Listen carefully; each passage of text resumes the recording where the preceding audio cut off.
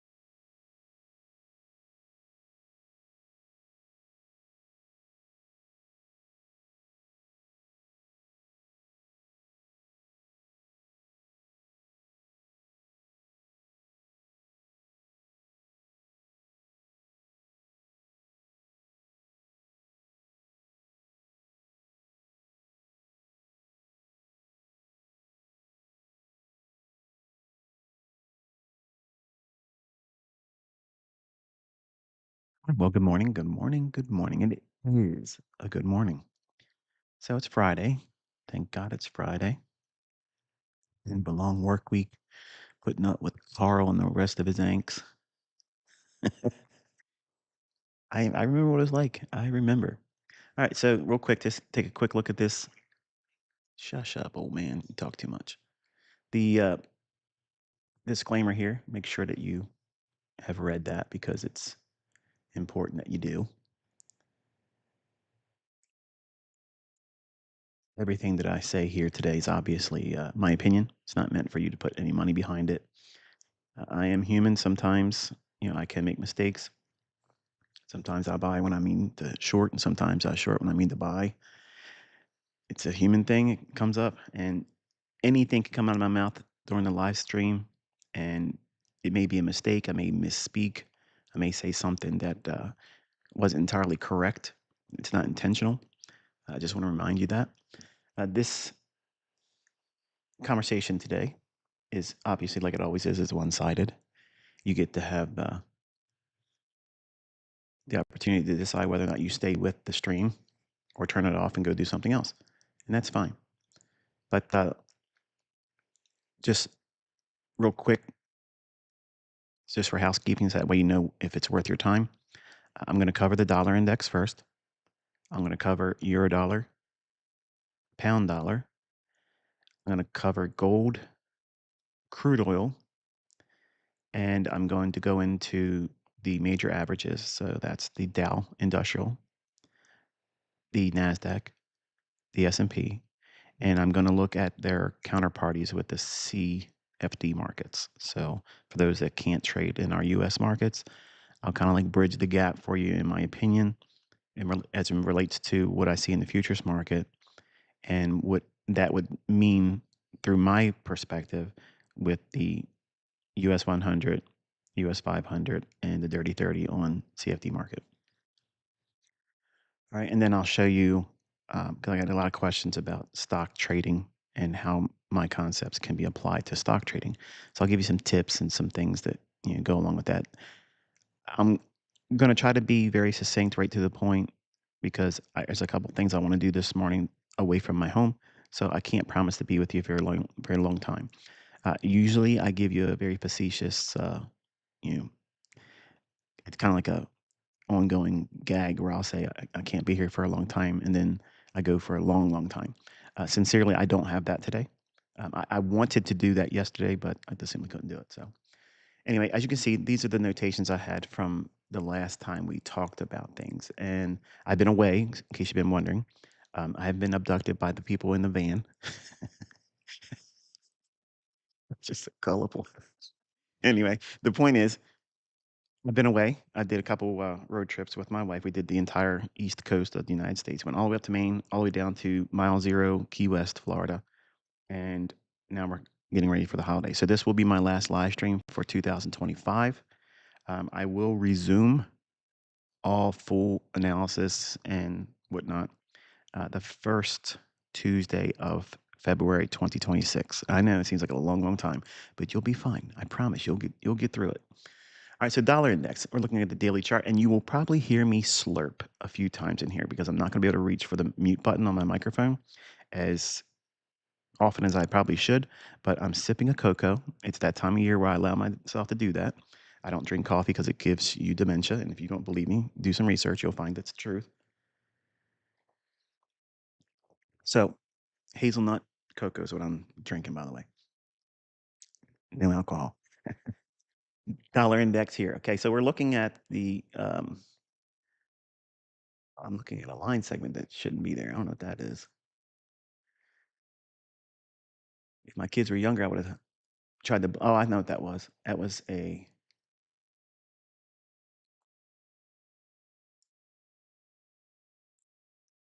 section highlighting the volume imbalance. No, I didn't move that. So trading view, keep yourself out of my charts. You don't want me talking bad about you. So dollar index, we have an old high. Now, everything I'm going to say here, I want you to think about what you have taken notes from previous discussions. So this is where you kind of like hold my feet to the fire because there's so many times folks will come and they'll watch a video or they'll see a post by me or I'll comment on something and it seems like I pulled it out of left field. Like, where did he come off with that? And admittedly, yesterday I did try to post a real time analysis of looking at what I was looking for in terms of the relative equal highs. And I'll talk a little bit about that when we get into the NASDAQ. But I posted something, and I thought I did. X kept it in limbo, and it didn't actually send. So of course, when I came out and said, "Here's what I've done," it didn't hit as good as I was expecting it to because it was just lingering in my phone. It did not get sent to X platform. So admittedly, yesterday it kind of did look a little wonky, but it is what it is. I mean, technology is what it is. I mean, I've talked on live stream for hours, not knowing that the live stream was killed, and find out later on that I wasted my time talking. I loved the things I said; they were great. I wish I had them on recording, but I missed it, and it just went out there in the ether, and it's lost. So by me talking about the things I'm referring to here, it's very, very important that you go back through. If you didn't do it the first time, go back and look at my other analysis videos where I didn't put that many of them out this year, so it shouldn't be that hard for you to get through it for the rest of the year. The the annotations, the ideas, the suggestions on my part where I thought the dollar index would go, why it shouldn't behave a certain way, what it would mean for other markets like the averages like NASDAQ and whatnot, how that helps your analysis for Forex trading. This is the very first market I look at every single time. So I've been away for about a month or so, technically, not being in here every single day, grinding like I normally do. But having these annotations on the chart, don't just simply use my chart and say, well, that's good enough for me. Okay. I want you to be inspired enough to go into your own charts, annotate them, log them. What does that mean? Collect the things like I'm showing you here. By having it in old charts where you put it in your study journal, when you look back and seeing that these very things were highlighted in your chart back then, and then how price reacted off of it later on, it's very impactful for your learning, and it's the work that I talk about. When people study with me, if they don't do that part, that's what I refer to as being lazy. And it's not meant to be derogatory and talk down to you. It's to inspire you to stop doing those types of things and be more involved interactively on your end. Because simply watching my videos is not going to make you a good smart money concept trader. It will not do it. You have to get in here and roll your sleeves up and annotate your charts. Keep reference points on your charts and then come back to them at a later time and study what they did. But record your observations, what you think might happen. But in your study journal, you want to be very cheerleader, like you want to cheerlead yourself, inspire yourself like you always saw it coming. And it's positive self talk. But your annotations need to be genuine. They have to be real. They can't be, you know, trying to include every possible thing. What you're trying to work towards is understanding order flow. And I'll talk a little bit about that also. You want to know where the next draw on liquidity is. So where's the higher time frame, monthly, weekly, daily? And I'm only going to look at the weekly and daily interchangeably when it's necessary or when I feel inspired to do so. But you want to at least be referring to a daily chart, especially if you're, a scalper. By having a daily perspective, it really aids in your intraday scalps, your intraday swing trading, your short-term trading, definitely. But because of gap risk, I have personally moved away from short-term trading simply because there's so many things out there right now that could cause a huge, disparity between where price is right now and where it can go immediately, and that's gap risk. But overnight gap risk is the difference between where we settled, say, for instance, in indices at 5 p.m. Eastern time, and then where we open up at 6 o'clock. Imagine, we're trading normally, and I mean that, with quotations in the air right now, whatever that means for you. And then something happens after 5 p.m. Eastern time.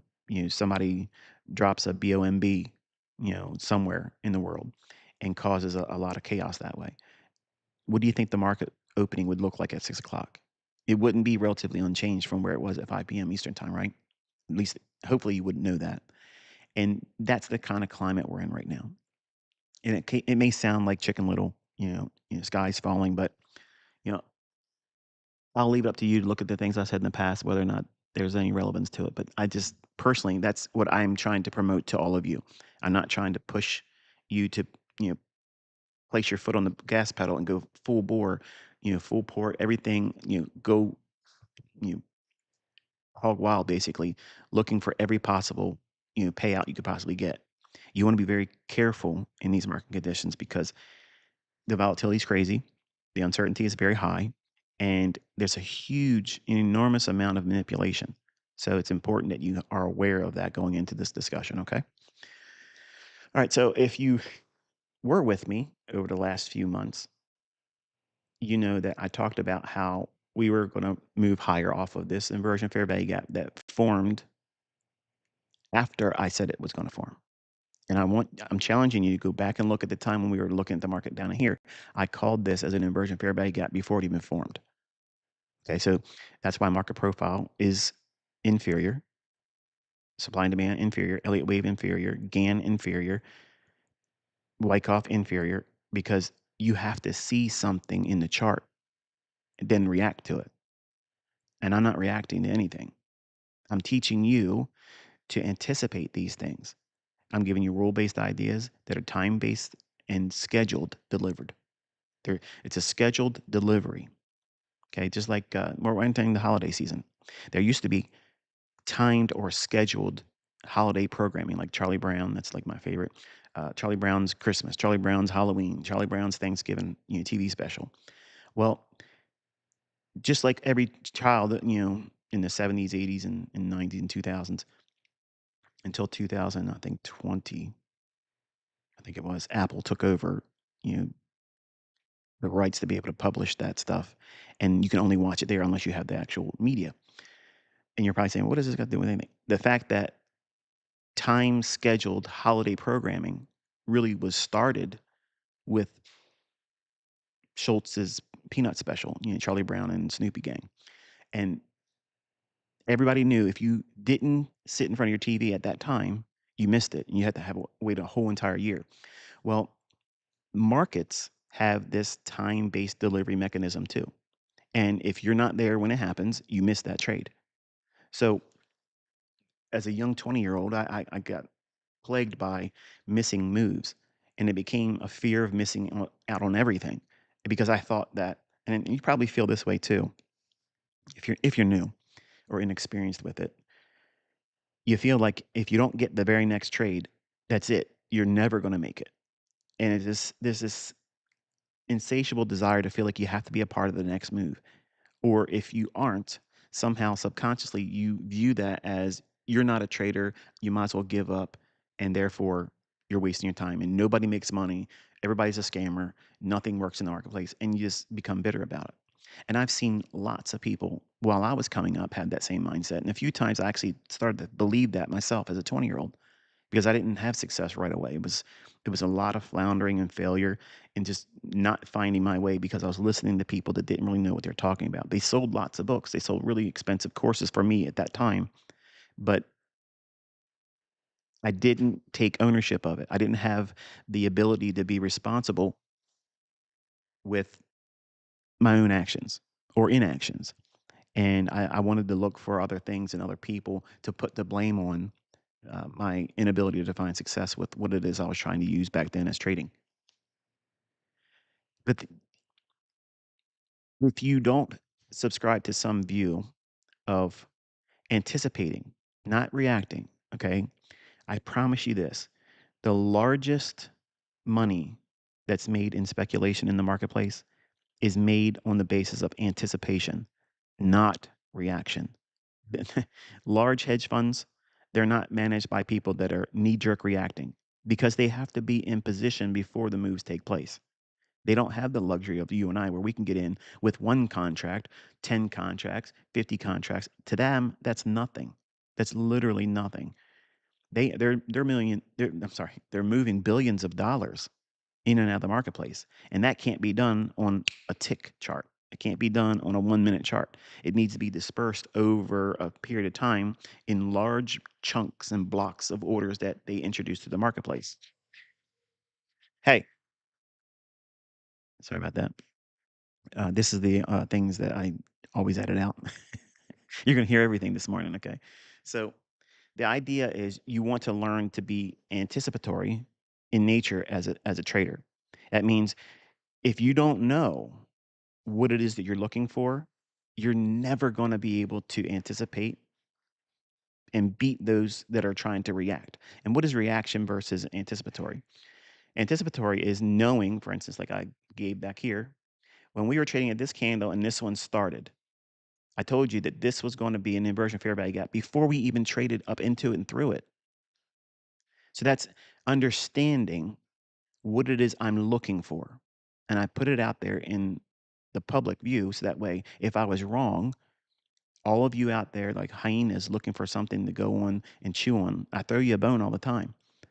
If I was wrong, you can come and say, see, he did that wrong. He did that wrong. And it's okay if I do it wrong. It's far and few between when it happens, but when it does, it's an encouragement to you because I am human. I'm not AI. I'm not artificial intelligence, and I can mess it up too, just like anybody else can. Sometimes, it's going to happen.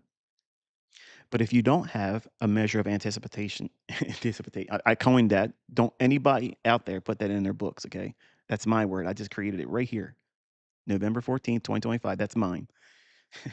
Unless you have some anticipatory skill set that you've grown and then adopted by keeping journal entries and screenshots. Take lots of screenshots. They're free. They're absolutely free. It doesn't cost you any subscription or nothing. Dress them all up, put all kinds of lipstick on your chart, and all these empty spaces over here and over here and up here and over here. That's where you write down your annotations, your inner musings, the things that you think are pertinent to you, right then and there, where it's safe to do it, where nobody can judge it, nobody can call you silly or you're a clown. You put this in your chart and it didn't do that. Don't be worried about those things. This is where you want to make those mistakes. You want to be able to see these things in a very disarmed environment. That means if you don't do something perfectly, there's nobody there to judge you over it. And the worst thing you can do is be the judge of yourself when you're trying to find yourself as a trader and find your model. It's really important you do that because I hurt myself psychologically, physically, emotionally by doing those things to myself. I talked bad about myself when I was trying to learn this because I expected it to be easy and fast. And that's why I'm such a hardliner about telling you to be patient with yourself, expect it to be longer than it would be otherwise. Someone else out there is going to sell you a course. They're going to sell you a shortened version of what it is I have taught. And they're going to promise you, I watched every video ICT ever put out, and I'm going to make it real easy. You're not making it easy for everyone. I promise you, you're not, because everybody has their own baggage. And until you sort that out, and how do you sort that out? By journaling and writing down the things that you're thinking and recording what's going on in your personal life at the same time. Are you arguing? Are you fighting? Are you between jobs? Did you get fired? Are you potentially going to lose your job? Are you sick? Are you fighting an illness? Just recently I had to go through that same thing. I wasn't feeling well, and I had to take a huge step away from everybody to get myself well, and I feel wonderful now. But you have to take ownership of it, and you'll see that you are the problem. You are the problem, and you are the reason why you succeeded. It's not Michael, it's not ICT, it's not my concepts that made you successful. It's that you went through the process of pruning all the dead branches off of you that's stealing your vitality, your energy, your focus, your health, your attention. All those things need to be pruned, and the only way you do that is discover what they are. Don't let anybody else out there on the internet tell you what your problems are.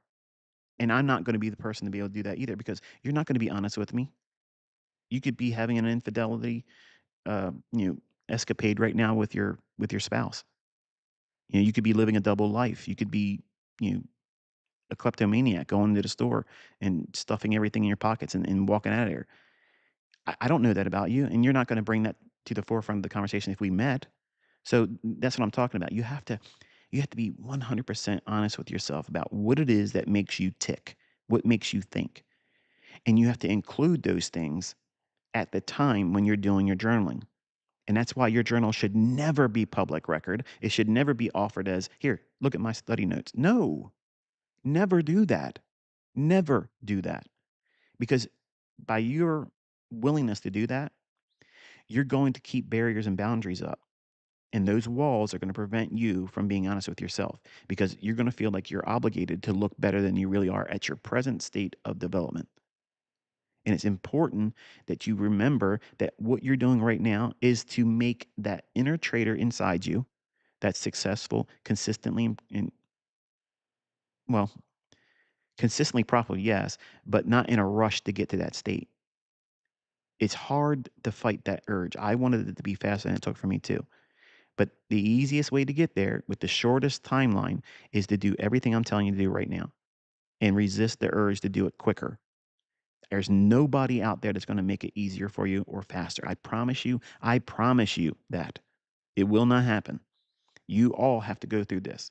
And anybody that says that you shouldn't do it this way, this is a waste of time, they're the same people that are blowing their accounts on live stream, period. Simple as that. Okay, so there it is. That's the monologue. So now we can get into the charts. So I talked about how the dollar index would obviously use the inversion fair value gap here. And then we had some bullish buy side unbalance, sell side inefficiency. And then we had another inversion fair value gap here with a suspension block. You can see the imbalance is here. It's not noted like this one is here. I'm not going to draw it out, but you can see it there and there. And then we traded down to consequent encouragement of that suspension block perfectly. Ran from that. I'm away from everything right now at the time. I'm back and forth, traveling on the roads with my wife, so that's why I wasn't able to do a whole lot of much anything video wise or whatever. And then we had this suspension block here, which is a bullish fair value gap with a volume imbalance at the high and the low of it. Okay, and then look at the bodies respecting the upper half. Yes, we can travel down to the low of it, which it does there, and then we hit the lower quadrant on that candle. Now think about this, folks. Tell me, where in volume profile is that? It's not. How about Wyckoff? Nope, it's not there either. Supply and demand? Nope. Elliott wave? Nope. Put a pitchfork there. Do it beforehand. Okay, do it beforehand. Don't go back in and try to pick the highs and lows to make your pitchfork look like it worked perfectly there. That's not how that works. Okay, believe me, I did pitchfork garbage. Okay, as a 20-year-old, I swore up and down I was going to pick the right trend line highs and lows. It's a facade. It's a facade. When you stop arguing against me as the man, take me out of the equation. I'm not important. I'm not special. Okay. I'm just simply the conduit. I'm the pen that he's using. That's all. So remove me from the equation here. Look at what I'm sharing. Look at what I'm telling you to focus on. If it didn't hold up, if it was contrived, if it's cherry picked, if it doesn't work, it wouldn't be perfect like this. It wouldn't be perfect. They form when they're supposed to form. They deliver exactly how I told you the loss would be shown in price action. There's no ambiguity. There's no, well, if it does this, then that's, no, no, no, no, no. There's rules. What does that mean, Michael? What do you mean by that? This is my first time listening to you. What does he mean? I wish he would talk about what does he mean by that? If you're looking for something that's going to be bullish, okay? If you're looking at something that's going to cause and be a catalyst for price to go higher using my concepts, what would that look like? Well, I chose to work with fair value gaps for a lengthy amount of time in the last year and a half, not because that PD array is the best. It's not the best. I'm not going to give you my best. I'm not going to do that. Nobody would do that. Nobody would do that because everybody would prostitute it and pretend it was somebody else's thing and still have no proof to that either. Okay. The point is this: knowing what makes the market go up, there has to be some underlying premise. What was the premise on the dollar index? This low swept it there. And then we want to look for a low risk entry to a market maker buy model. Oh. So what you're saying is anytime that the market enters into a buy program, that means it's going to remain bullish for a length of time until it trades and traverses to an opposing pool of liquidity. That's the technical term that you'll see in the book. Okay. What this is it's smart money reversal. Smart money reversal will always, this is for your notes now, okay, will always be a purge on liquidity, whether it be a market maker sell model, which would be the opposite of this high down to that low, coming all the way back up, traversing right back to that liquidity there. Now, you may not recognize this as a new student or even someone that's been with me for a little while. You may not see this as a market maker buy model, but that's exactly what it is. They don't have to look perfect textbook, but the mechanisms behind where price is going and why it's going to go there is still remaining constant, meaning that yes, there was a willingness for traders to go long here. Wonderful. Supply and demand, not a factor. Support and resistance, not a factor. Liquidity, absolutely the lifeblood of the marketplace. So you got to stop thinking about, where prices caused the last buying thrust or the spring lower. Okay. Forget all that Wyckoff stuff. Okay. Forget all of it. It's archaic. It's simplified, simple stuff. It's so easy. All you gotta do is read it one time and you know everything about it. But now graduate from that. Graduate from it. Look at the market a little bit deeper because there's a whole lot more going on that are very, very precise, very specific things that repeat on a time-based delivery. When market went down below that low here, what was below that low? What would be resting below that low right here? In terms of liquidity, it would be sell stops, pending orders for two things. First, those individuals that went long or anywhere in here, they're not going to feel safe by putting a stop loss that's real short. They're going to want to go back to this low here because they're going to see that is what? Well, that was very strong support because look how the market reacted. Yes, I'll give you that. It reacted like that. Wonderful. But I'm not looking at that as I'm gonna wait till it goes down here and touches this and go long. No, I want to see it go below it. Because what that will do, it will give me immediate feedback on whether or not this was a raid or if it's going to continue going lower. So it gives you a case study. It gives you an opportunity, like a laboratory experiment for the people that went through biology class or university. Remember that? You had to go through these labs. Well, this is a lab experiment every single time you're watching an old high and old low on any time frame. Why do I teach in the lower time frames? Because there's a lot of opportunity for you to do the things I teach and study. And you'll find all the evidence that this stuff works perfectly in your own hands. You don't need me making videos and recording things. So the market probes below that here. Let me move this up a little bit. So it moves below that low there. So it opened. Look how this candle formed. And these are daily candlesticks behind you up here, upper left hand corner.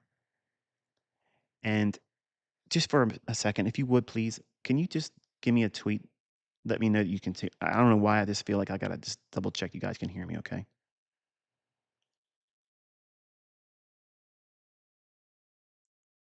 I apologize if I'm breaking up the continuity, but I don't want to be talking and you not be hearing me.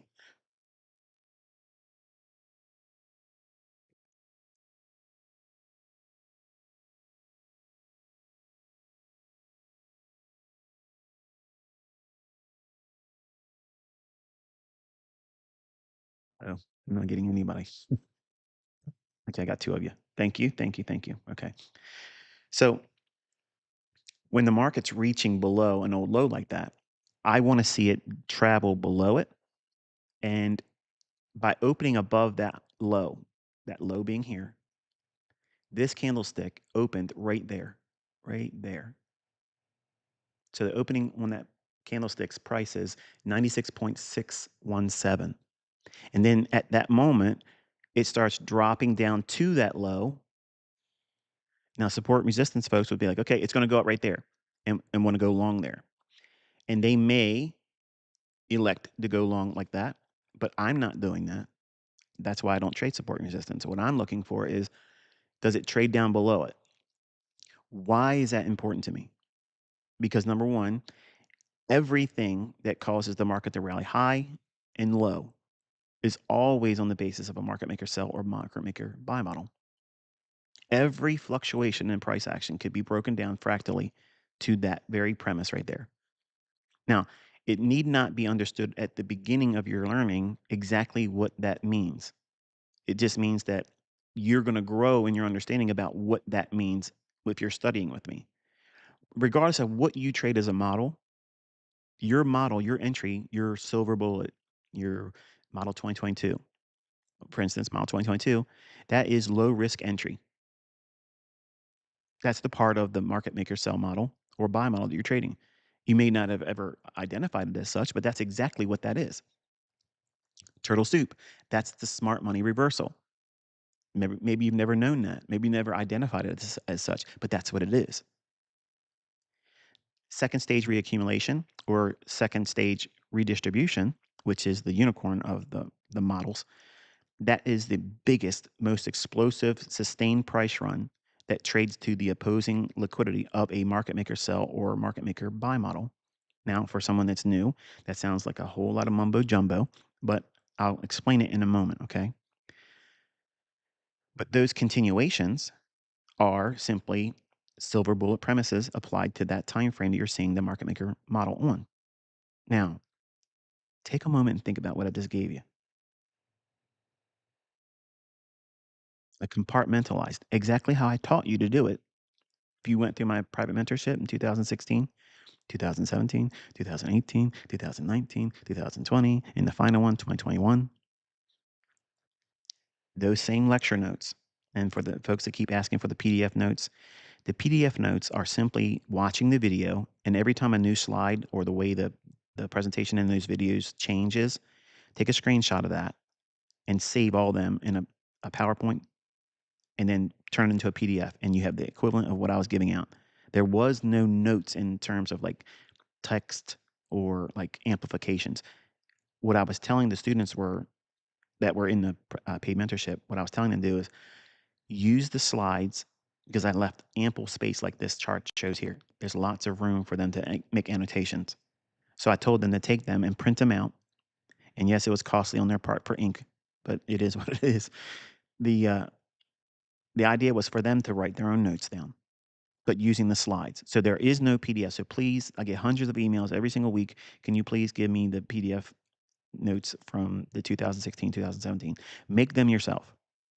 They're simply the slides from the video. Screenshot every time the video changes to a new different presentation on the display of your video when you're watching it. That's all those PDFs were. There was nothing additional added to it. I swear to you in Jesus' name that there was nothing. If you are a charter member and you went through my paid mentorship, post it to me in X that he's telling you the truth, that there was no extra anything. But there's people out there trying to sell mentorships and they're lying and saying that this is the thing I'm hiding from you. I'm not hiding anything from you. Okay. It's up on the YouTube channel. You don't have to pay for it. So By having an understanding that the market's going to traverse from buy side to sell side to buy side, and it's going to move from buy program to sell program, buy program to sell program. Okay. By expecting the market to provide you stepping stones, little footholds, if you will, moving from one position to the next, it will free you up of this fear of missing out, which was a huge help to me personally because I had no real I had no real model when I first started. I was just winging it, just going, by impulse. Like, I feel like it's going to keep going up because it's gone up, so then I'm going to chase it, not knowing where it's going to go to or where it could stop going up. It's simply like, I don't know. Much of what I say all the time to all of you is you feel like you have to learn it real fast or it's going to go away. You're going to miss the opportunity. And if I was honest with you, I probably wasted more time worrying about that when I was young because it seemed too good to be true. The couple times that I made money when I first started, the few times that I made money, it felt too good to be true. And I was afraid it was going to stop working and I would never be able to do it again unless I made all my money really, really fast. And now, fast forward 33 years. Looking back, that was such a silly mindset, but it's understandable. It's understandable because if you don't come from money, if you don't come from an affluent lifestyle, you feel like you're fighting tooth and nail to get to it. And you have to do it fast because you want to get out of the pain you're in. And that is exasperated and magnified when you're trying to learn to be a trader because it's painful doing it wrong. It's painful not knowing for sure what it is you're doing. It's painful losing money, even if it's $25, $10, $1, getting stopped out and getting the commissions still covered, but not making any money. That's painful in the beginning. And I wish there was a way for me to take that from all of you and prevent that from ever happening, but I can't. I couldn't do it in my own hands. So therefore, I can't do it for anyone else. You have to find your way in this stuff. But there is a path, there is a way that'll lead you to it, but it's going to require a lot of work. It's going to take a lot of study. It's going to be a lot of filtering on your part. And eventually, when you get to know what it is that you're doing, you're going to filter even me, which is exactly what you should be trying to do. Learn a model, learn it well, so that way you never tap back into me because you've graduated, you've moved on, you've found your way. Show me appreciation however you want. You don't have to. There's no obligation there, but simply cut off all outside interference because social media will make you feel like you got something that's less superior. What you're doing is inferior. I promise you, there ain't nobody out there that has anything better than this. I stand out here all the time begging for it. Prove that you have something more precise. Prove it. Call it beforehand. Outline it. I'm sharing all this stuff for free. There's no course. There's no mentorship. There's no paid mentorship for me. I don't do signals. I don't do investment things. I don't have a Telegram channel where I'm telling you to, I'm going to give you signals. I don't do investments. I don't mess with crypto. I don't do any of that stuff. I don't take payments for nothing. And you see these people out here ripping people off all the time. I'm never going to DM you. I'm never going to do that. So if anybody's doing that and they're pretending to be me, you're talking to a scammer. That ain't me. So by having the expectation and anticipating that price will drop down, let's break it down into even a smaller scale. And what I'm saying here is not just applicable to the dollar index, but I'm telling you what you can do with this information. You can scale this to any measure that you want it. You want to be a higher time frame chart trader? You don't have time. You can't be in front of the charts because you have a job. You're in university. Your lifestyle where you live geographically, you can't be awake at that time. Okay, these are real world problems. Now, I don't have an answer for everything, and some of you may be required to make significant changes in your personal life. And that, unfortunately, is going to be a decision factor for you. And I'm going to leave it to you to determine that.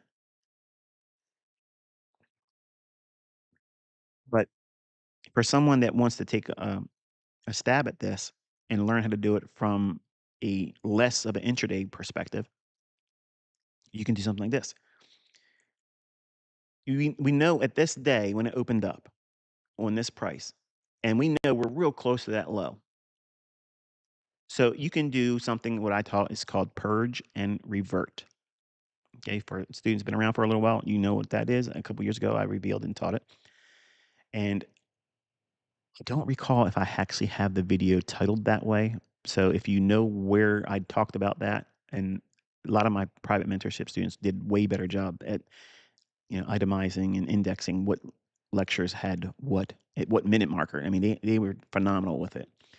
I just simply like a machine. I just like a fire hose. I'm just shooting out all the information, and then it's up to you guys to keep track of it. I know it in my head. It's not important for me to have it itemized and indexed.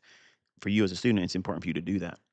And for those that are just now beginning to start studying my stuff, go through all the videos. There's no one better playlist than the rest. Okay, but if I could be honest and tell you, if it were me, I would start with whatever I've been doing recently and work backwards.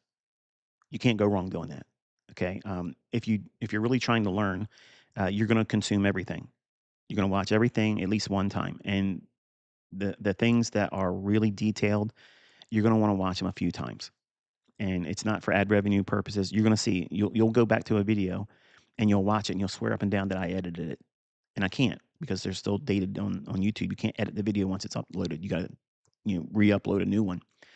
But you'll swear up and down that content was changed, and now there's something more useful to you that amplifies something that you swore wasn't there the first time you watched it. And that's the benefit of having 3 years. I'm sorry, 33 years of experience, and you going through a video one time with limited understanding. It's so much information, and it's dense, and it's boring too. I'm going to be honest with you. It's very boring. But you know what makes it really exciting? The first time it works in your hands. Even if it's paper trading, even if it's a funded account that you didn't get a funded account payout on, the first time it happens in your own hands, that's it. You've been infected, and you'll be very passionate about doing it. But getting to that point is going to be hard because it's hard to stay motivated, and it's very easy to be discouraged. That guy ICT never won Robin's Cup. That guy did this and that guy did that. I challenge all of you to have the perception of what you want to do with this information. I'm the least important factor. I'm the least important factor. And if I wanted to be a hero, I would do all the things that you want me to do, and it would make you no more money. It wouldn't speed up your progress. It wouldn't do anything for you, but make you a cult member. And that's what everybody thinks this is, but it's not. I'm not a cult leader.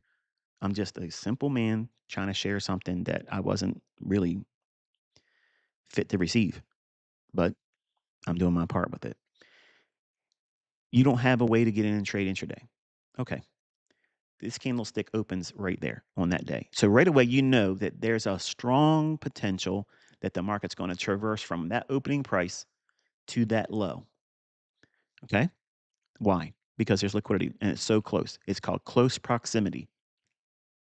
This opening price to that candlestick's low, close proximity. So if you were a day trader, a scalper, what do you think might be beneficial for you in this condition right here? You know it's going to act like a magnet and draw you down to that liquidity because there's orders below that low. What kind of orders? Sell side liquidity. So that sell side liquidity is doing two things. Number one, it's protecting, quote unquote, the long holders with their stop loss below that low. Who would do that? There's lots of traders that do that. There's lots of traders that do that. But maybe there are individuals see that low and they think the dollar index is going to go lower. They see all the things that's going on in the Trump administration. They see all the things, the bad decisions being made on both sides. And maybe they're bearish on dollar. And they think once it goes below that low, they want to sell short on a breakout. Breakout artists selling short on a stop. So there's sell stops protecting long holders or sell stop entry as a mode of entering going short. So you can be a buyer or seller on a stop. That means it has to trade to your price. Just like if you're long and you had a sell stop below the marketplace at, say, for instance, 50 cents, whatever that would be, whatever the instrument would be, say 50 cents is your sell stop. As soon as it trades to at 50 cents, it's going to activate that order to do what? Be a market order to sell at market. Then there's limit orders where you can buy or sell on a limit. That means it has to trade to your price or better. So in other words, what would that look like? If you were short already, or if you're going short at the open, reaching down to that low, this low price comes in at 96.377. So if you put a limit order to sell, I'm sorry, to buy it back, you would be putting an order at 96.376 theoretically. Me personally, I would put it right at that low because I want to make sure that even if it just touches one tick below it, chances are I'm probably going to get that fill. And you can see it doesn't spend too much time down there.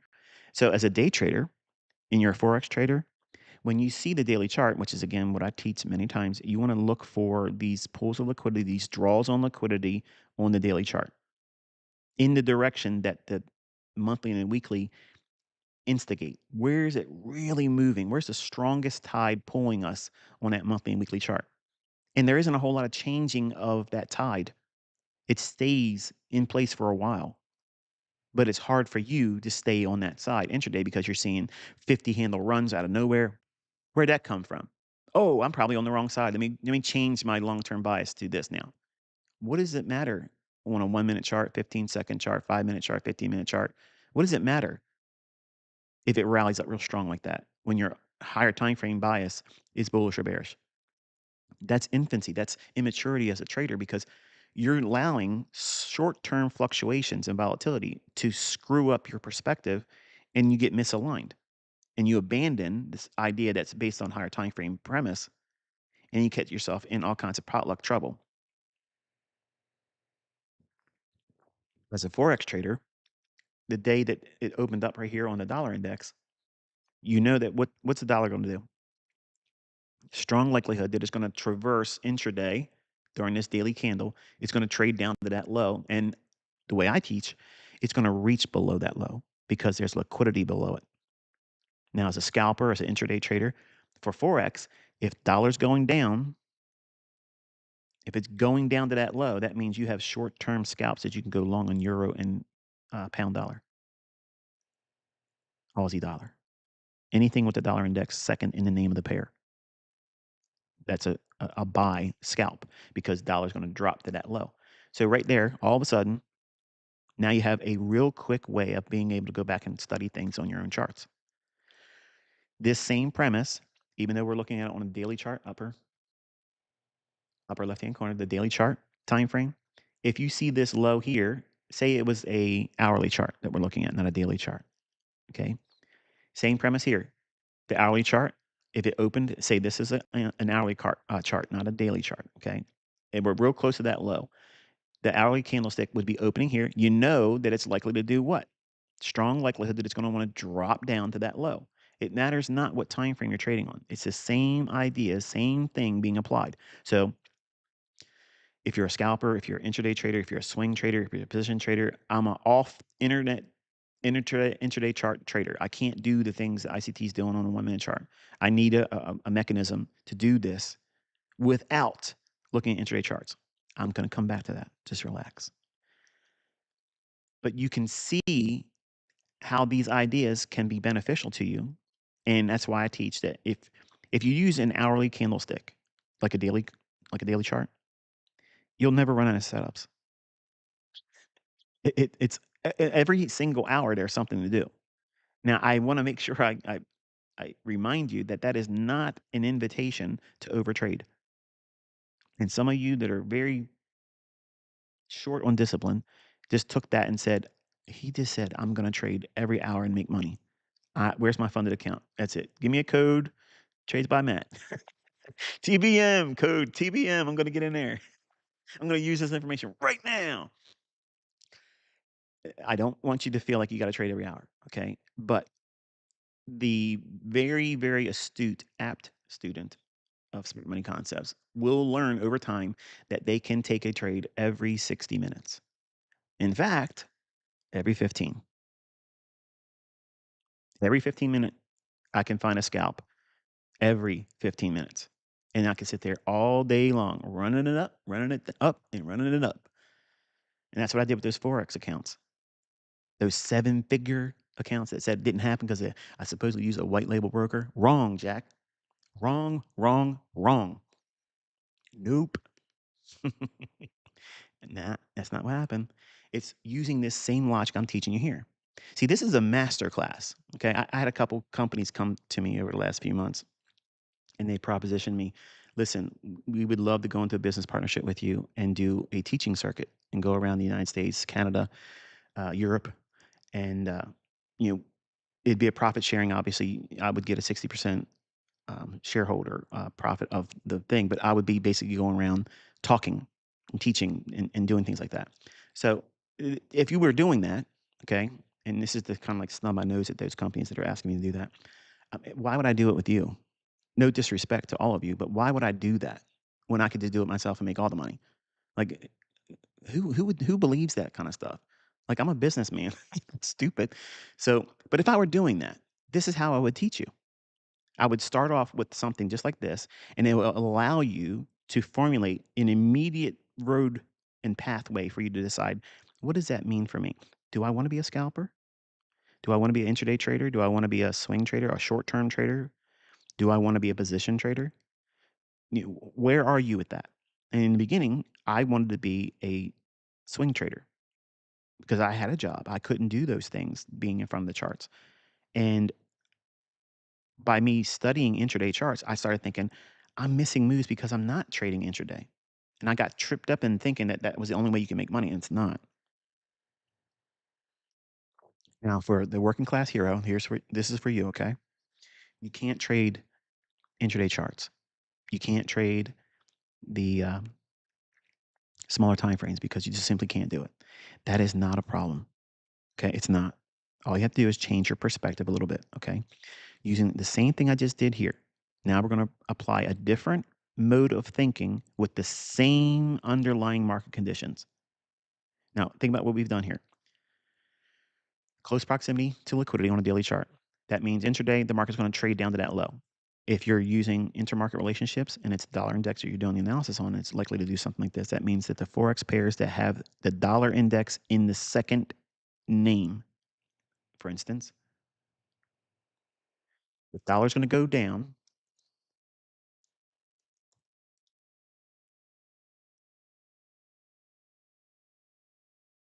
Should be charging me money for this, man.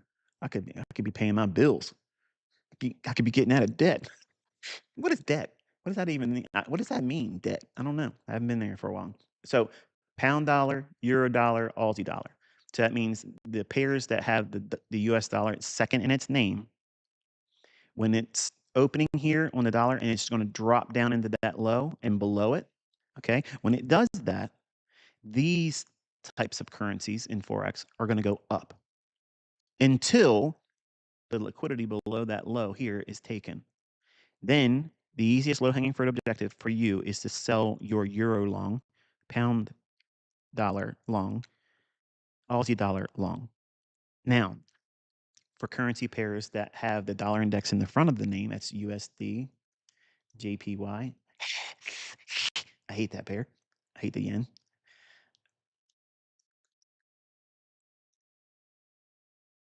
Dollar Swissy.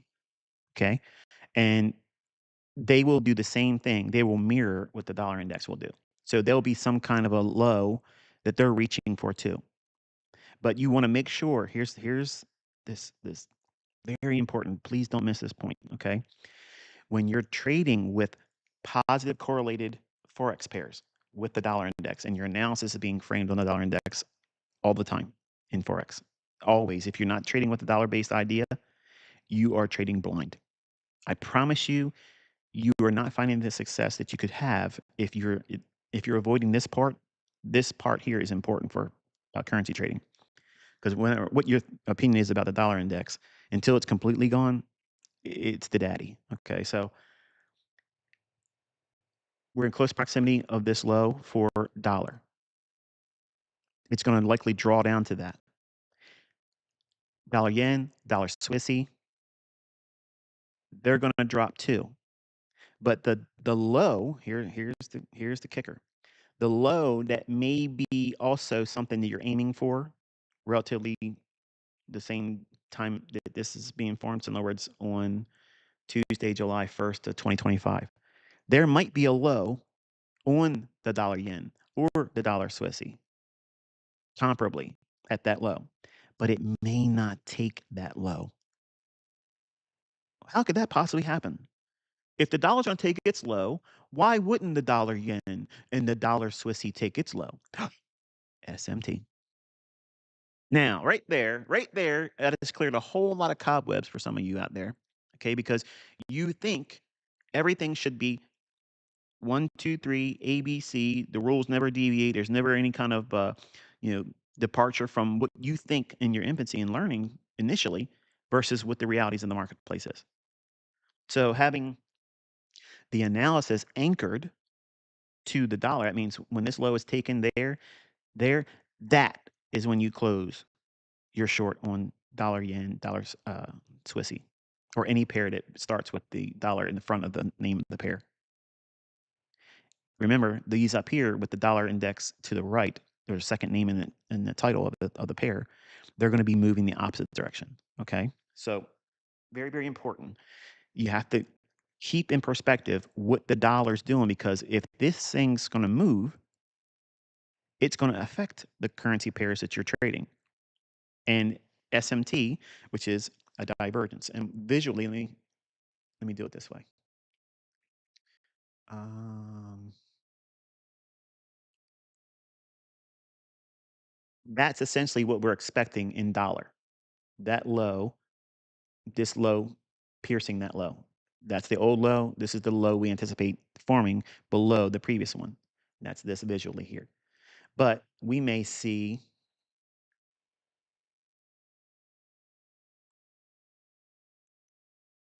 comparably, we may see a low in the dollar yen, and it's getting real close to it, but it may not go all the way below. It might go right just above it and then pull away. And then you have the dollar Swissy, it might agree and go that slightly lower low. But what do we have? We have a divergence in positively correlated currencies.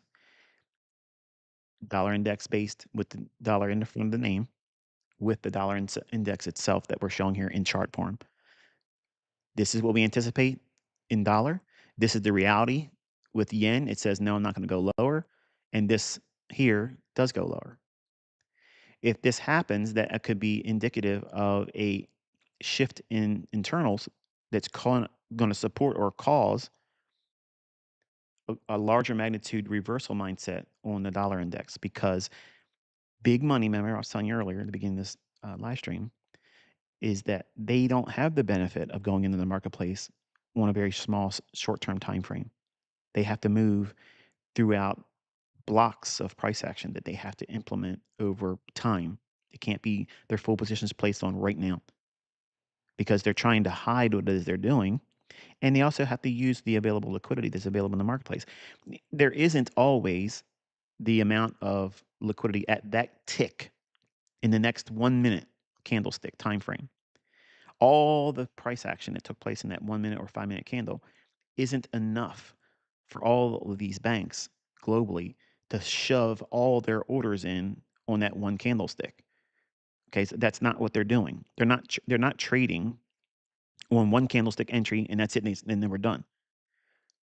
But what they're doing is they're accumulating the sell stops below here, and then they're buying more at that opening price. And that's where you, working class hero, that's you, Mr. I can't be in front of the charts intraday. Hang on one second. My puppy's right next to me. She's snoring. It's distracting me. Hey, Scotty, listen. I understand you're relaxing and living the finer things in life, okay, but you have to relax and stop snoring like that. I'm live here. I can't edit all that stuff out. She understood everything I said. Trust me. I'm the one that feeds her. So the opening price here, when price goes down below that, if you're a working class hero, okay, let me get this stuff off here. If you're a working class hero type trader or in the process of becoming one,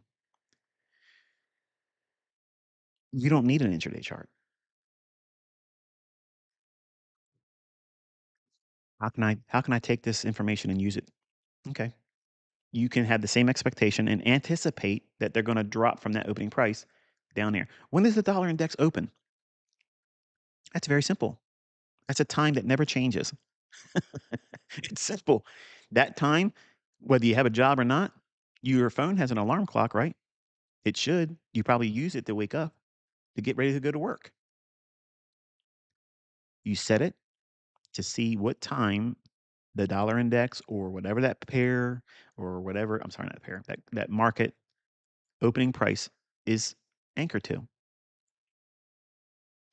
If you're going to be using um, index futures, you're going to have to decide whether or not you're going to use settlement price or non settlement price.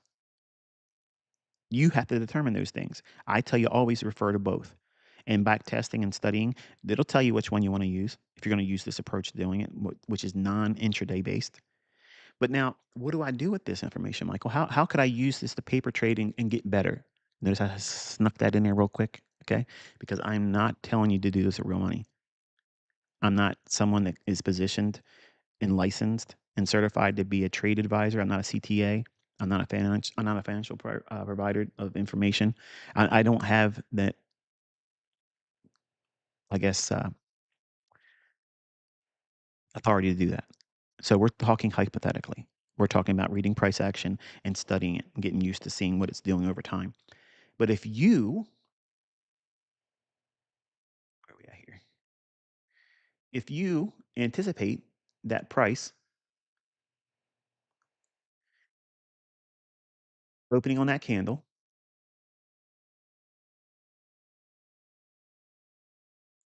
and you want to be a participant in it,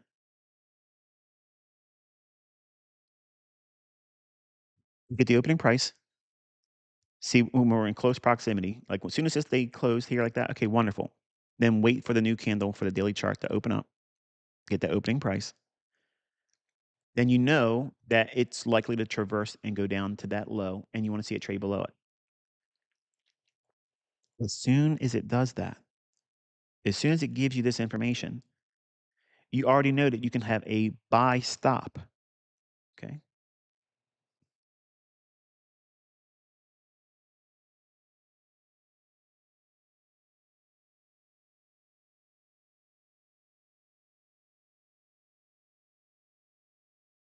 You don't have to be in front of your charts. It's on autopilot, complete and utterly nothing to worry about. You can apply this to index futures. You can try to trade it with Forex pairs. You can do it with stocks. You can do it with commodities, bonds. I'm not going to say anything with crypto. Okay. I know you see me doing some things with crypto, and that's just simply because I've been inundated with people. Please, please, please, please, please.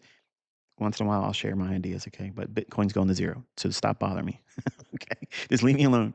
So the idea is that once it does this, you're not in front of the charts when it's doing this. You don't need to be. As soon as it comes right back up and hits that opening price again, if your premise is correct, if you are right about the ideas that you think that it's going to go down here and take the liquidity and then start the run on a smart money reversal basis, are you getting long down here at the low on turtle soup? Nope. Do you need it? Nope.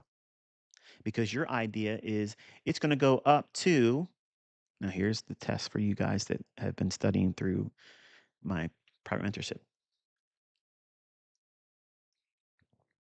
Where is the draw after smart money reversal? It's a trick question now. Pause the video if you don't want to know. If you're watching it in real time here, I don't have the luxury of doing that, but you're going to be forced into the answer right now. So what you do is you want to take your high down to the low that formed intraday, and it comes back to that opening price. As soon as it comes back to the opening price and trades one tick above it, you're immediately inside of a new buy program. So this is kind of like a little play on words with order block theory. It's the reverse. Yeah, how about that? Wonderful. You'll get more information in the book. Don't worry. Don't buy the book. Let it go out in the marketplace. Trust me. Trust me when I tell you that. Okay. It's not meant for me to make money on the books. It's just meant for me to put it in written format. This opening price on that candlestick, as soon as it hits that, you can be long. But inside of this, where we at here?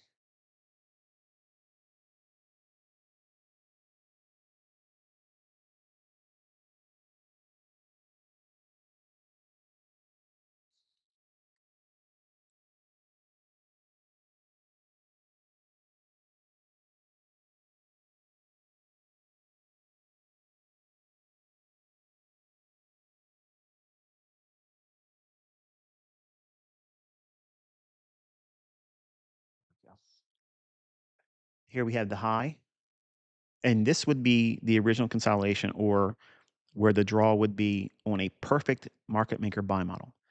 Market's going to go up here. But in your infancy as a developing smart money concept trader, you don't hold to that idea all the time. You have to have a low hanging fruit objective. What would that be? 3/4 of the move, okay, or optimal trade entry. Because if you studied with me and you went through private mentorship, you know that a market maker buy model and a market maker sell model does not have to go all the way back to the original consolidation or opposing liquidity. That's just the best case scenario. Now, best case scenarios are just simply that, a scenario. They're not an absolute. They're not a panacea. They're not a be all end all. It's going to only happen this way like you think it should as a new trader. New traders think that way. It has to work like this all the time, or I don't want nothing to do with it. Go do something else because that's not what the market's going to do. Okay. I promise you, in the first 3 years of your trading, you're going to find out that you are probably 90% wrong about what you think's going to happen. And any money you make in the first 3 years is just happenstance. You aren't really equipped to be consistently profitable. Even if you are profitable, the first 3 years, you're floundering. You're going to discover so many things past that third year. So if you're in a hurry to get profitable in the first couple months or the first year, settle down. This is a lifestyle. It is not a lottery win mentality where you go and now you suddenly have to make money all the time. You're going to learn so much about yourself, and it's good that it's this way because you're going to be much more mature as a trader. What I mean by not having to go all the way back from this low being taken out for the purposes of liquidity, but we anticipate it being a smart money reversal to take us up higher. Now, let me remind you, go back and listen to what I said all during this time. I was marking out all the things in here and then eventually in here and eventually up there. I was giving you mile markers. I was not bearish dollar at all. At all. It never happened. My videos have never been edited and I haven't deleted anything. They're still up there. Okay. Low hanging fruit objective would be reaching up to 70.5, which is the sweet spot or optimal trade entry between the 68, 79% retracement levels. That was the flagship pattern that I started teaching. But its foundation finds its way in every facet of my trading. What do you mean by that? For a different discussion. But here, this is low hanging fruit. That means that this is all you would require getting up to from that low. You don't need it to go up to here, but it still can. Now, working class hero. As soon as it opens and it trades down below here, okay, what you can do is put a good till cancel buy order in the form of a buy stop. As soon as that low gets taken out, you put a good till canceled buy stop in your paper trading account. Okay. When it trades there, then you use that low as your stop, or maybe a little bit below it because you just want to have no concern about it. Once it fills, your objective is to aim for that 70.5 level. That's your working class hero model. You're trading the same things that we're trading with intraday charts. You're using very specific criteria. You're not willy-nillying and worrying about what's fair value gap to buy. You're not worried about what order block to buy. It's a very static price entry. It's very, very generic, and it works. And yes, Virginia, I've made lots with it. Okay. So this model can be used on any time frame. Don't think that this is the only way to use this because it's a working class hero and this is how you use it on a daily chart. You can do this on 1 minute charts. You can do it on a 15-second chart, a 5-second chart. Everything you see here. What argument can you make against this whole price action, all these fluctuations? What's the argument that can be made that it would or wouldn't work in any other time frame? It's just your ignorance that would be in the way. It just proves you haven't studied all the time frames that I talk about. And there isn't one perfect time frame. What's the time frame you're going to trade right now? There's no perfect time frame. Price is price. It's going to exist on every time frame. It may not be trading in the PD array that you're looking to trade in the time frame you're watching at that moment, but eventually it will. And then that's the actionable point of entry on that given time frame. But there's all kinds of entries going on all day long. And to see these people sit on live streams and stare at price action, shaking their head, moaning, I don't see anything I like, or I don't have anything here today. Why? Why don't you? Because if you understand what I'm teaching is a universal model.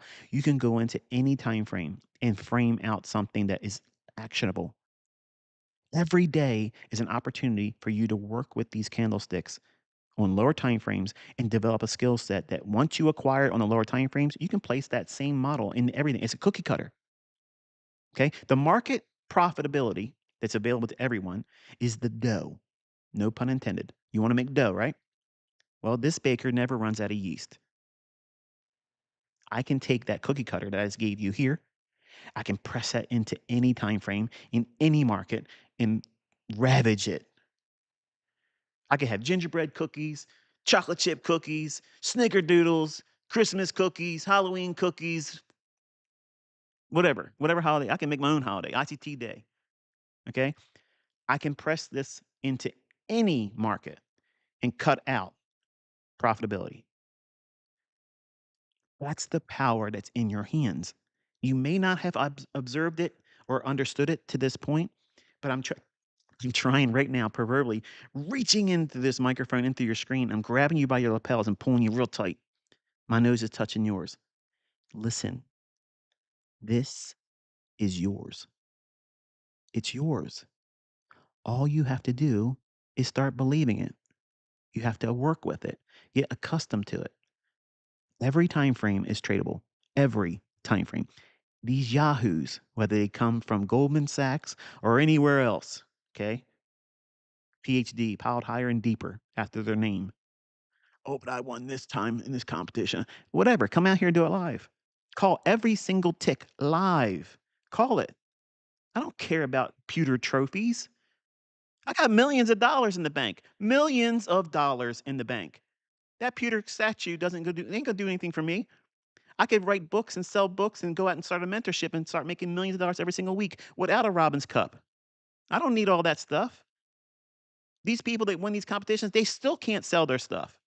I'm out here paper trading in front of you, and you're all watching my live streams. You're all watching my videos, taking notes. Why? Because my stuff resonates with you, whether you like me or not. I don't care. But you know what I'm showing is the truth. You know it's the truth because you can't keep up with it. You can't outperform it. You can't do better than it. And that's what you're wrestling with. You're not wrestling with me because there's no competition, zero competition, and there's zero comparison. There's nothing like this, folks. You can't find anything like this in past, present, or future. I'm in every time frame, past, present, and future, and I'm destroying it all, making a mockery. I'm wiping my soles of my shoes off on everything that's ever existed, moonwalking on it all, begging you, please just go in there and see if it isn't like this. And then you can cancel out all the other noise. There's no upsell. You don't have to buy anything from me. You don't have to be tethered to me forever. Once you learn how to do it, leave the nest. Don't come back. You're never going to see these people do that to you. They're never going to encourage you that way because they want your money. They need your credit card payment. Buy my course, join my service. Buy my course, join my service. And here I am, this boring guy with a demo account, mopping the floor with everybody. And why do they keep coming back? Because you know it's there and you want it. You want it. Now I'm telling you, it's a free. It's right there for you. But you don't need to be a market maker, buy model, or sell model trader that demands. Okay, we're going to have a huge paradigm shift right here. We don't demand that it goes coast to coast from down here where deep sell side is all the way back up to the buy side, which I told you it could potentially reach 4, but I told you specifically we're going to aim inside this inefficiency.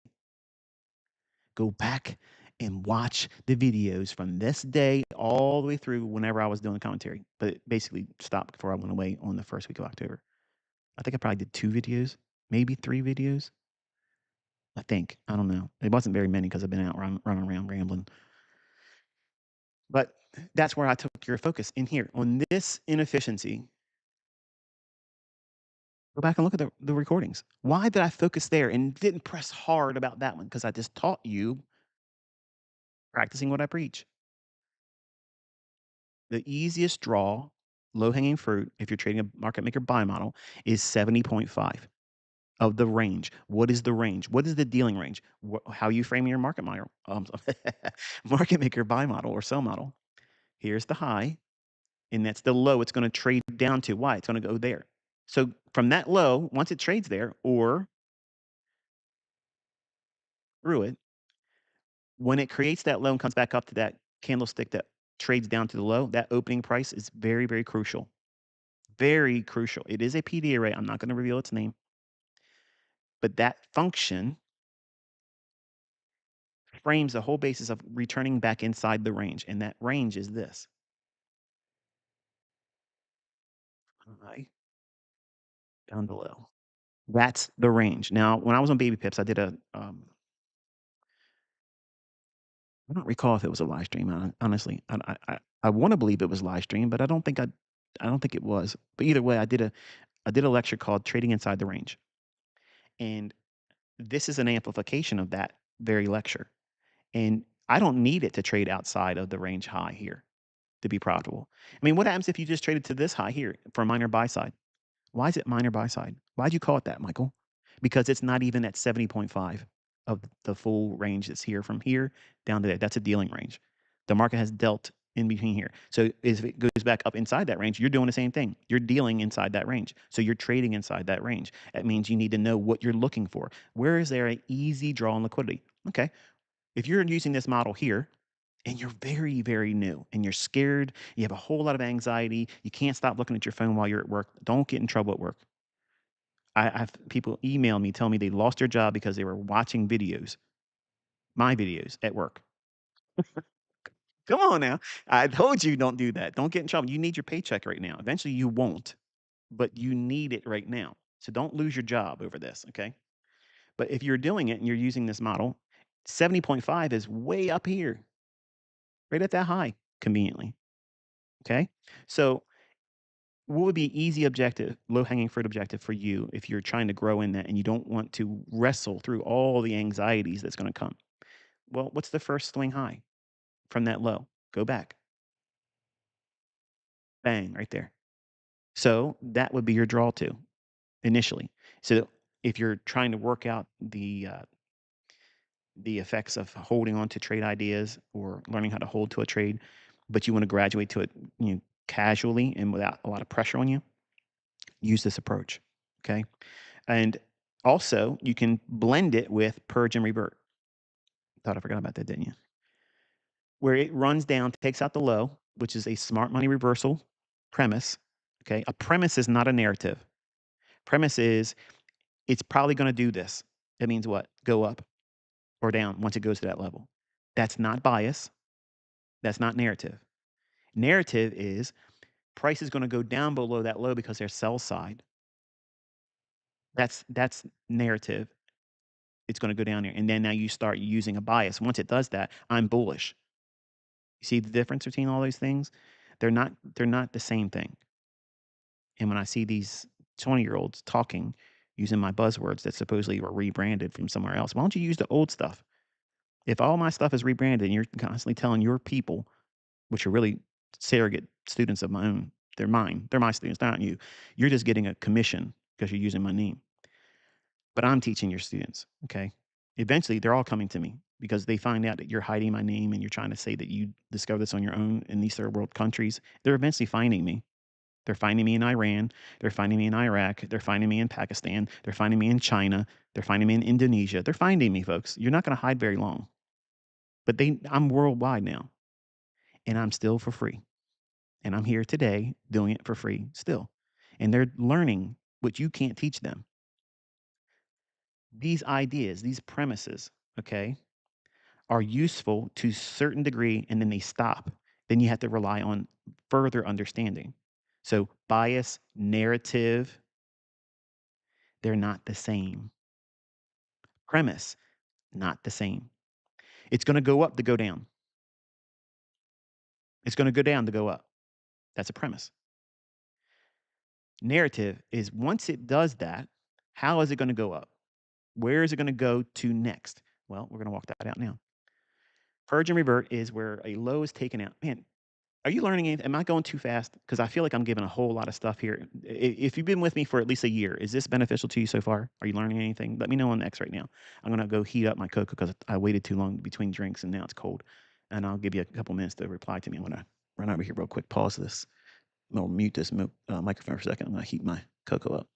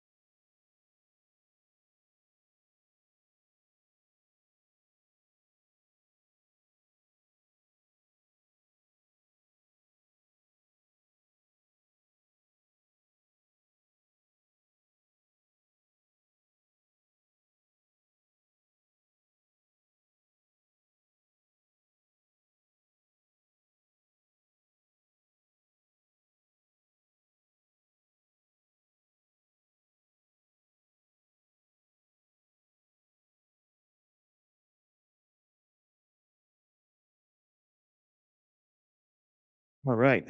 Whew, this stuff is hot. This cocoa's hot too. So, thank you for those that are taking the time to let me know that you're getting something out of this. Wonderful, wonderful, wonderful. I don't know how many people are watching, and I don't ever really want to look at it because I get stage fright and clam up, and I run out of words to say and get confused. That doesn't really happen. I don't really know how many people are watching, but if you're here, it's awesome. I'm glad. And if you missed the beginning of the live stream, it will be on my YouTube channel. So don't worry about it. If you can't stay for the whole thing either, don't worry about it. It's going to be on my YouTube channel. So we can you just give me an audio check? I just turned the microphone back on off of mute. I don't want to start talking again and it not be.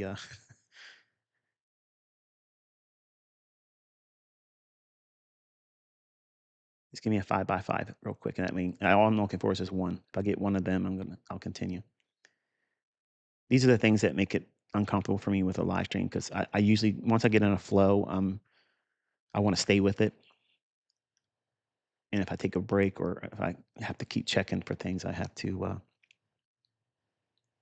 Thank you so much. Thank you. Alrighty. So purge and revert. Purge and revert is when we take a low out like that. If you're reaching down below an old low for liquidity purposes, now this is a very, very powerful concept, but it doesn't require a whole lot of movement. There's not a lot of moving parts either. Okay, so as soon as the low is taken, you go back 3 days. 1, 2, 3. That high right there. That's the liquidity it's going to draw to. Easy, easy, easy, easy peasy lemon squeezy.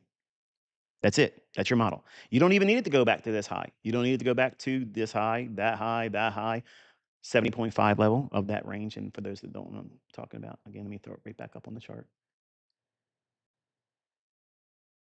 And then sweet spot optimal trading tree, 70.5. So that look at that high, right sitting right there. It's almost like it knew it was going to create that, right? See, that's what I started seeing. These things, that low didn't even exist yet, but this so happens to be right at the 70.5 level. And you're going to tell me there's no algorithm that's going to know in advance how far it's going to run before it goes there? Come on. Come on, folks. Listen, how many times are you going to come home after work and your pillow smells like another man's cologne and you don't own that cologne? How many times are you going to see that and start suspecting maybe there's somebody else in my bed? Hello. This is what it's like. You start seeing these signs that there's something that ain't right. They're telling me in these books that price is reacting randomly. It's buying and selling pressure. But yet, why am I able to see these things back then? And when I was 20 years old, how am I able to see these things so perfectly aligned that goes against what they're talking about in these books? Come on. So these are like little signatures, little epiphanies that I would see, and this still quiet voice would say, "Look here, look here, look here." And then I would investigate it. I would dig into it and say, "Okay, what's so important about this?" And I'd say, "Okay, let me look back over the last few days and the last few weeks and the last few months." And I'd look at different markets, and it would be there too. I'm like, "Wow, none of my indicators are lining up for a buy there. None of my stuff, none of my stuff, all of the trend lines I was drawing, I had trend lines all over the place, all over the place." When I was 20, I was trying to build an idea of hidden trend lines, the ones that worked. And I wasted years with that crap. Diagonal support and resistance is not necessary. Okay. I know there's traders out there that have came forward and they swear up and down that's the reasons for they're making the money. That is not the reason why you made money. Okay. That's not the reason why you made money. The reason why you made money is because you took action on something and you managed that execution once you entered it. That's it. The catalyst that you're placing emphasis on is not the catalyst that caused the price to go up and down. I promise you that. I promise you that. Billions of dollars are not being made or lost or risked on diagonal support and resistance. It's not happening. It is not happening. But if you are subscribing to that view, okay, if you place a 40-day or 18-day exponential moving average on the time frame you're looking to trade, that will be the best trend line for you. Period. End of story. Done. So to stop worrying about what high and low to anchor to, there it is. I would love Tori to try to apply that. Use it as a filter because I love the fact that she's came out there and says, "This is what I'm doing. This is all I'm doing." I'm talking about Tori trades, by the way, and it's not dogging her out or being derogative. I love her. I think she's a wonderful personality for the females in our industry because it's mainly a guy. It's like a locker room around here. Okay, and I get a lot of flack, and people call it simping, which I had to look up and find out what that meant. I thought they were talking like Bart Simpson, like Simpson, something like some kind of reference to him. I know I'm old, but I encourage people. Okay, I don't care, if you're a female or a male, but I like to inspire the females because the males are just sometimes just too arrogant, too bloviated, and they just think everything is about them and nobody else can do what we do as men. And that's not true. My best student is a female, and she still is my best student. And she's not on social media. She's not selling courses. She's not doing any of that stuff. She could care less. We laugh about it all the time. Like, you realize that they all want to know who you are, and they're like, please, I would never do that. But it's a female. My best student would mop the floor with anybody every single week. Profit, profit, profit. And she learned exactly what's in that 2016, 2017 paid mentorship lecture notes or lecture series that's on my YouTube channel. That's where she was at. She was in there. She was in there. And if we were having an interview, she would tell you that that was more information that she got directly from me sitting next to me side by side. And there you go. You don't need more. You don't need more. But you do need to know what it is you're looking for and how to apply it. So let's get back to our discussion. Persian revert could be your complete model if you're outside of intraday charts. Using a daily chart like this, are you going to get a lot of trades? No. You won't trade every day. But guess what? You have to be willing to accept the fact that you're demanding a whole lot from the market. Give me setups with only this criteria of time availability. Oh, this is what you get. You got to wait for, you know, key highs and lows. And I'll amplify that in a minute. But purge and revert is the high after a load's been taken, go back 3 days, whatever that high is, that's the liquidity it's going to run back to. It's high probability short term, basically algorithmic trading. There's many algorithms that fire on that same premise that this is what I'm looking for. And I'm done. They're not aiming for 70.5. They're not aiming for the full run up in here. That's a best case scenario. So if you're trading turtle soup ideas with technically what it is smart money reversal. Okay. I love the cute little name that Larry Connors and Linda Resch came up with for their Street Smarts book. Street Smarts book. I'm having an old man moment. Make sure I'm saying that the right. Street Smarts book. I think it is Street Smarts. Um, she's blocked me still on X, and I think she thought I was one of those. Like I get a lot of people posting pretending to be me. When I post on X, there's all these posers out there that have my name, my face, or they slightly change my name. Um, to pretend that they're selling a mentorship or that I'm selling a mentorship and I'm not. I block them all the time too, and I think she ended up blocking me. I've never been critical of her. So Linda, if there's any way, if there's any way that you could, hear this, I would appreciate it if you unblock me. I'm not looking at everything you're doing all the time, but it feels kind of off that she blocked me, and I've been one of the biggest promoters of her book, and I think it's wonderful. She's a female. She's acclaimed in our industry. Um, I don't trade like her, obviously, but I have a same respect that I have for Larry Williams, and Tom DeMark. And even though Tom DeMark is not a good trader, I love his contributions to the community. I don't subscribe to his stuff like sequential and stuff, but I thought that there was something to it back then. But these are old people in the industry that I look up to, that they walked before me, and I would never try to tear down those individuals. And I know you think I'm tearing down Wyckoff and all this. The only thing I'm doing is reminding you that what I'm doing is not his work. It's not. And anybody that's highly critical and spends any time with what it is I'm teaching will tell you, yeah, it's not there. It's not Chris Laurie's stuff either. I gave initially a nod to Chris Laurie. And I want to be a name dropper today because this is my last live stream for the year, and there's no guarantee of tomorrow. But I promoted Chris Laurie a lot. I gave him a nod, and he's made millions of dollars off of me pushing him. Okay, not the other way around. I don't trade his stuff. I did not learn his stuff. I can show you the emails where he gave me a password and a username to go in and ask me point blank to give him criticism on how I could tell him to improve his teaching. And you can say whatever you want to say, but I can prove that. I have that. So yeah, I saw his stuff. Yeah, I saw that. I said he was the person on forexmentor.com, the only one that had a clue what they're talking about. But none of my stuff is Chris Laurie stuff. I had him come out on Twitter, and I told him, I said, I'm getting ready to do a class action lawsuit against somebody else that's bad mouthing me, and they're using my stuff. Now, I'm going to name you in this, and you're going to get drug into this court case unless you come out and tell the public the truth. I'm going to come out and I'm going to make a post. And I'm going to say, do you see your work in mine? What I'm teaching, is that your stuff? It's simple as that. You do this, I ain't got to worry about it. It's done. And he came out and said, no. And then added, but every trader needs to find her own blah, blah, blah, blah, blah. Okay. So he's still finding a way. And it was still efficient enough for me to say, okay, see, I told you all. He said, no. No. The man himself said, no. Okay. I thought it killed it. But I felt uncomfortable because he added this little bit of caveat towards the end of it. And I later found out with other people that are in his thing, they would email him about me, and then he would be double mouthed, talking out both sides of his mouth. Oh yeah, well, we all figured him out eventually, talking about me. And that to me is snake like.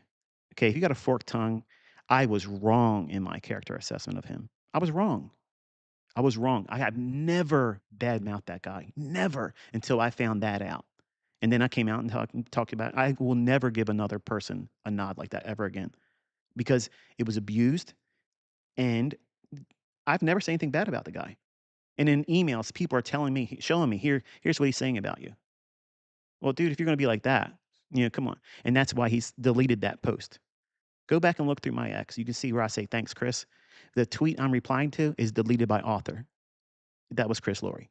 where he said, no, his work is not seen in mine, period. And if you're a student of Chris Laurie and you've been with him for a long time, you know I'm light years beyond that. Beyond that. And you don't see him come out here calling every tick and everything in the marketplace. You don't see that. You'll see him draw a line saying, here, we're going to look at, we're going to watch it from here to here. That's not buying and selling. That's not entering a trade. That's not trading a real account. They ain't using AMP. They ain't using TradeStation. Okay. That's not using a regulated broker. Okay. So there you go, kids. That's the facts for you. Stick that in your algorithm. So taking this one step further, because I do want to get through this before 9 o'clock. I'll stay with you until 9, but I do have to escape then. I promise it ain't going to go 4 hours. I promise you that it's not going to go. Mainly because I'm hungry. Purge and revert is a very short little run to liquidity, opposing liquidity. Okay, and you don't need a whole lot of the run inside of the dealing range to get to profitability for your setups. So the idea is this: when we're looking for prices to move higher, we are entering, or should have entered, a buy program. As soon as price gets back above this opening price, that's essentially what we're doing. So from that point here, now watch, this is what you want to internalize. From that here all the way up to that high right here. Now, why am I picking this high right there? Because that's the 70.5 measurement from that high down to that low that formed. So that's the low hanging fruit objective for market maker buy model. Before you get to that, you can use purge and revert, which is the high 3 days back from when the low was taken. And there it is right there. So you don't even need this. But inside of this range here, let me take the larger blue box off. There's a whole lot of things going on here. From this point here to that opening price, that is the core of your buy program. That means every facet, listen, every facet of my market, not Wyckoff, not that stuff, my market maker buy model and sell model, all of the pertinent details for entering it are going to exist inside that range. What do I mean by that? Watch. He's always cherry picking. My cherries are always the sweetest, baby. All right, so here we go. That's that range just being projected to the buy side of the curve. What does that mean? If you went through the mentorship, go through the 2016, 2017 mentorship playlist on my YouTube channel. Okay. That is my paid mentorship. That is the thing that people paid me for. And you are all still asking in email to join. Why? Why are you asking that? Why are you paying other people to learn what I've already given away?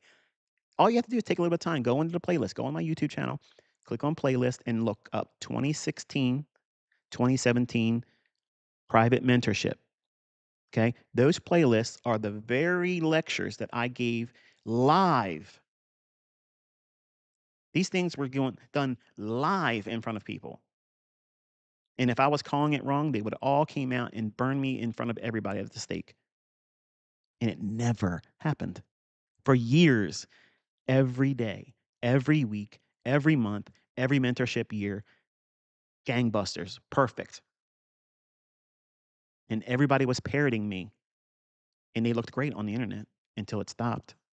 And now they're like, do another mentorship. I need to be able to look smart again. No, no, I won't do that.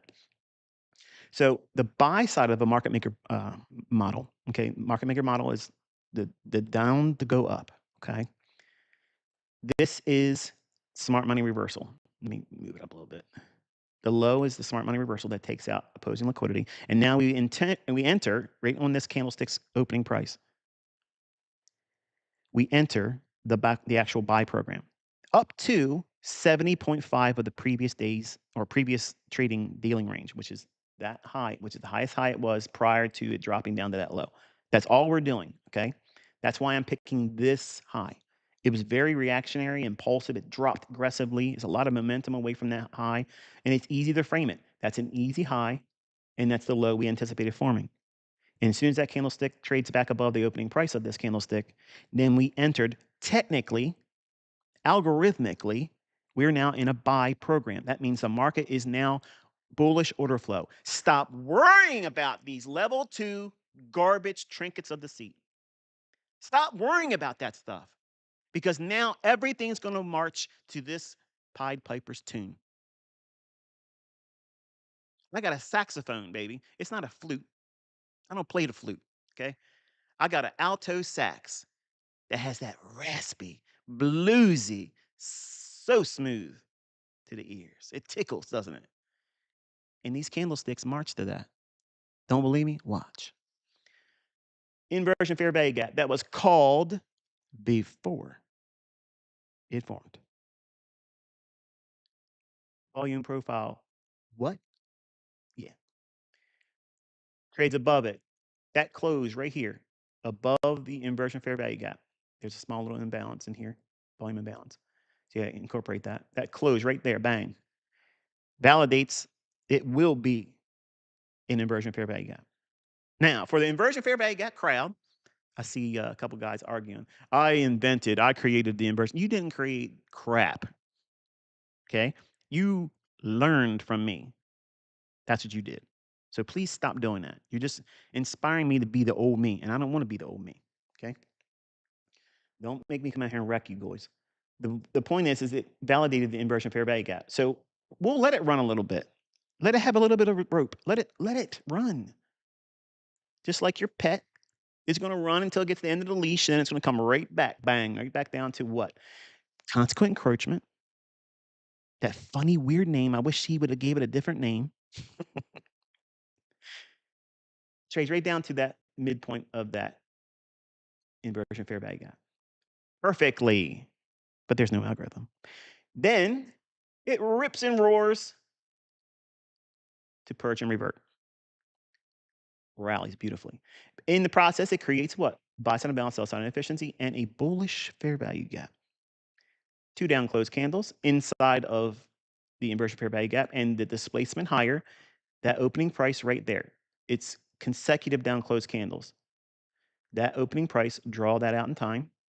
It's using that, but incorporates the entire buy side imbalance, sell side efficiency. So if you were going to go long and you were looking on the basis of smart money reversal entry, it's always a turtle soup of a market maker buy or sell model. Always, always, always, always. Romeo, Mr. Turtle Soup. Man, that guy. What in the world? Listen. I've seen some characters on the internet. Let me tell you something. I have seen some character. I have never seen the level of nonsense that comes out of one person, but that guy. You didn't create or invent anything. But here's what you need to know. Turtle Soup, cute little name. I adopted the name. I didn't create the premise. I didn't create the function, okay? My interpretation of smart money reversal, because I wasn't trying to teach every facet of my market maker and buy sell models. I was spoon feeding, dripping crumbs slowly. But I loved the kick in the gut that Street Smarts books title that they gave to attack the premise that the turtle traders, the millionaire club, okay, Richard Dennis that created off the street, different people, different walks of life. He went and found some people that I'm gonna create profitable traders off of people coming in and all different walks of life, not formally trained. And he called them the turtles. The turtles. Kind of like the Ninja Turtles in Master Splinter. And Larry Connors in Linda Rash's book makes a little snub that they get caught doing their 20-day breakout buy or 20-day low short breakout. In other words, what I was describing a little while ago, that this low here, traders that would see that break below that, a turtle soup trade, I'm sorry, not a turtle soup here, a turtle trader by Richard Dennis, they would be going short when that low was taken out. And don't believe me, don't take my word for it. Go and look up the turtle system. It's simple. They buy a 20-day high on a breakout, or they short a 20-day low. That means the lowest low and the highest high in the last 20 days, They're waiting for that to be breached, and they had less than 40% accuracy, in the 30% accuracy range. But their long-term trend following ideas, a lot of losing trades got paid off and offset by big long-term trends. That's what it was, that was capitalizing on that. So their name in the Street Smarts book is Turtle Soup. They got caught in soup, which is a false breakout. And I fell in love with that. I was enchanted with that sarcastic way of ribbing Richard Dennis's approach to teaching these people this false breakout idea was more superior. It had a higher win rate than that of the turtles. But I promise you, the turtles collectively have made more money with that pattern than Linda did with her own trading and Larry did with their trading. And that's not a knock against them. It just they've made hundreds of millions of dollars on that one breakout idea that Richard Dennis gave them. It doesn't mean that one is better than the other because there's a time when you can use that system and do very, very well. What do you think would happen if you used the turtle's actual method of buying a 20-day high during a seasonal tendency that's bullish for the next 6 months? Do you think it's likely that's going to be beneficial for them to follow that model, or less likely to be panning out profitably? You have seasonal tendency behind you. So in a model and approach to trading using that type of mindset and seasonal tendency behind you, like the wind in the sails, it would be beneficial for you to have that mindset model applied at that given time. But what would happen if you're trying to use that model when the seasonal tendency is expecting to see crude oil prices to go lower, but you're buying a 20-day high breakout like a turtle trader would? What's likely to happen? A false breakout, and then the seasonal tendency pull it down lower. So, when I first learned what the turtles method was, because I learned it from Larry Williams, because he actually teaches it in. He bought it, paid $100,000 to learn it, and come to find out, it's a simple 20-day high and low breakout, and it's a trend following model, and there it is. And I was like, "There's no way it's all it is," but that's all it is. That's all it is. And he taught it in his Future Millionaires Confidential Trading course for VHS tape. You hear me talk about it all the time, and it's just simply what I just told you there. So that's the model. But Street Smart's book, their name for it was just right up my alley because I'm very sarcastic. A lot of times my humor is not picked up on by most people because sometimes it's dry and sometimes it's very direct. And in times I've been very, offensive with it because it's part of the character, the Steve Austin, Stone Cold Steve Austin approach to drawing up a crowd.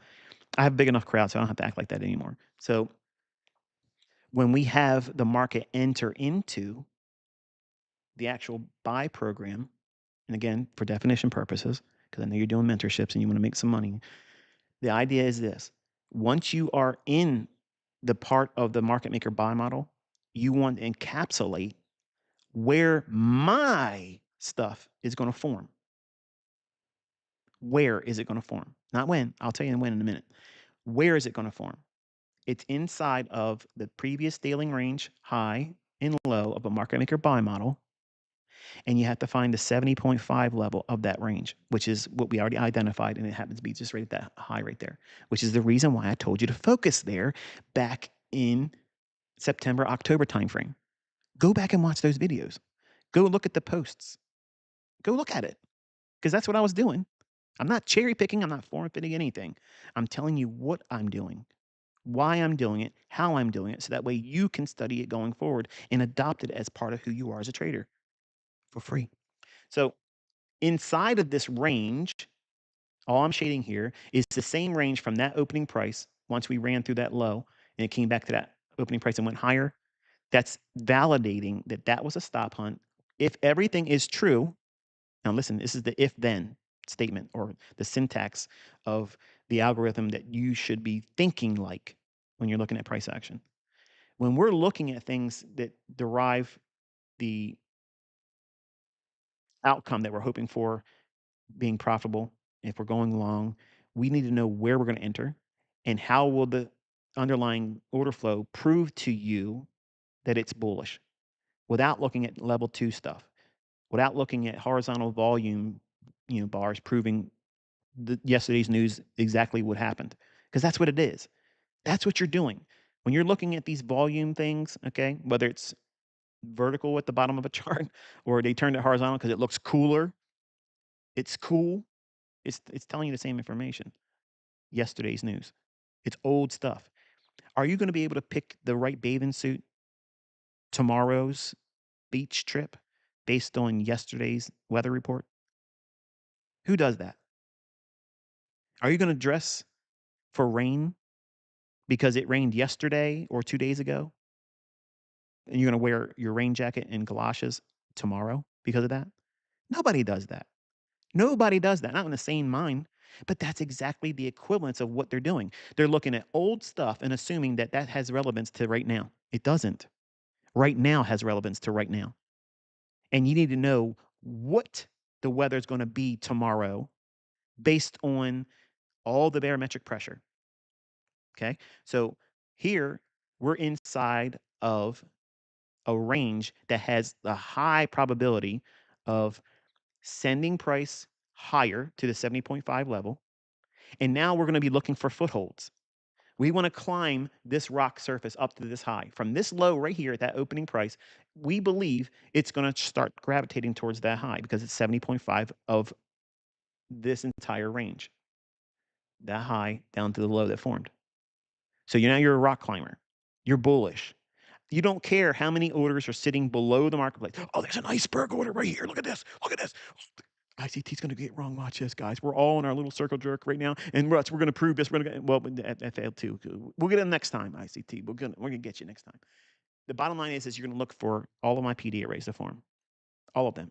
Whether you like one special one over another, it doesn't matter. You need to equip yourself, generally with month 4 content of my 2016 mentorship, the playlist. By having an overview of the PD arrays that I shared in the private mentorship, it gives you a well-rounded base, a foundation that if you just know those generally, you don't have to be entering all your trades on every single one of them, but be familiar with them. You will be able to ferret out everything that's in my chart right here. Everything that's right here is taught in my 2016 mentorship, 2017 playlist. It's there. And I used it real time with you when making these annotations and telling you where the market was going to go. And look where it went. And look where it's at right now after going there. The buy side here, perfect. Ran it. Now what's it doing? Those turtle soup buyers on a breakout are getting souped. What do you think this is? From here to there. It's the opposite of what we're outlining from here to there. It's a market maker sell model. Yeah. Everything's fractal. Everything is fractal. That means the thing that you're looking for in price, that's your fractal. Think of a fractal as your cookie cutter. That thing that you press into the dough that shapes every cookie the same way. But no matter how rigid and how perfect and expensive that cookie cutter is that you went and bought from Tiffany's, you press it into a dough ball that's flattened out on your countertop. Not every single one of those cookies that you cut out with that cookie cutter is going to come out like each one of them. There's going to be slight little deviations. Sometimes the dough will still grab because you didn't press down hard enough. That means you didn't buy enough. You didn't short enough. Sometimes you'll pull it out and you have to reball it up and smooth it out. Well, that's a stop out. You got to just do another one. You're not throwing the cookie cutter away because when you press it into the dough, it didn't come out uniform like the last 6 one or last 12 of them. A baker's dozen 13. Tell you, I don't know where this stuff comes from. It's got to be the Lord because I'm not this witty.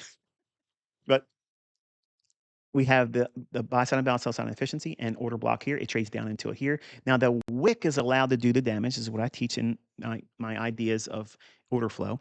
That is not inefficiencies. That's always existed in the price action. Okay, that's not single prints.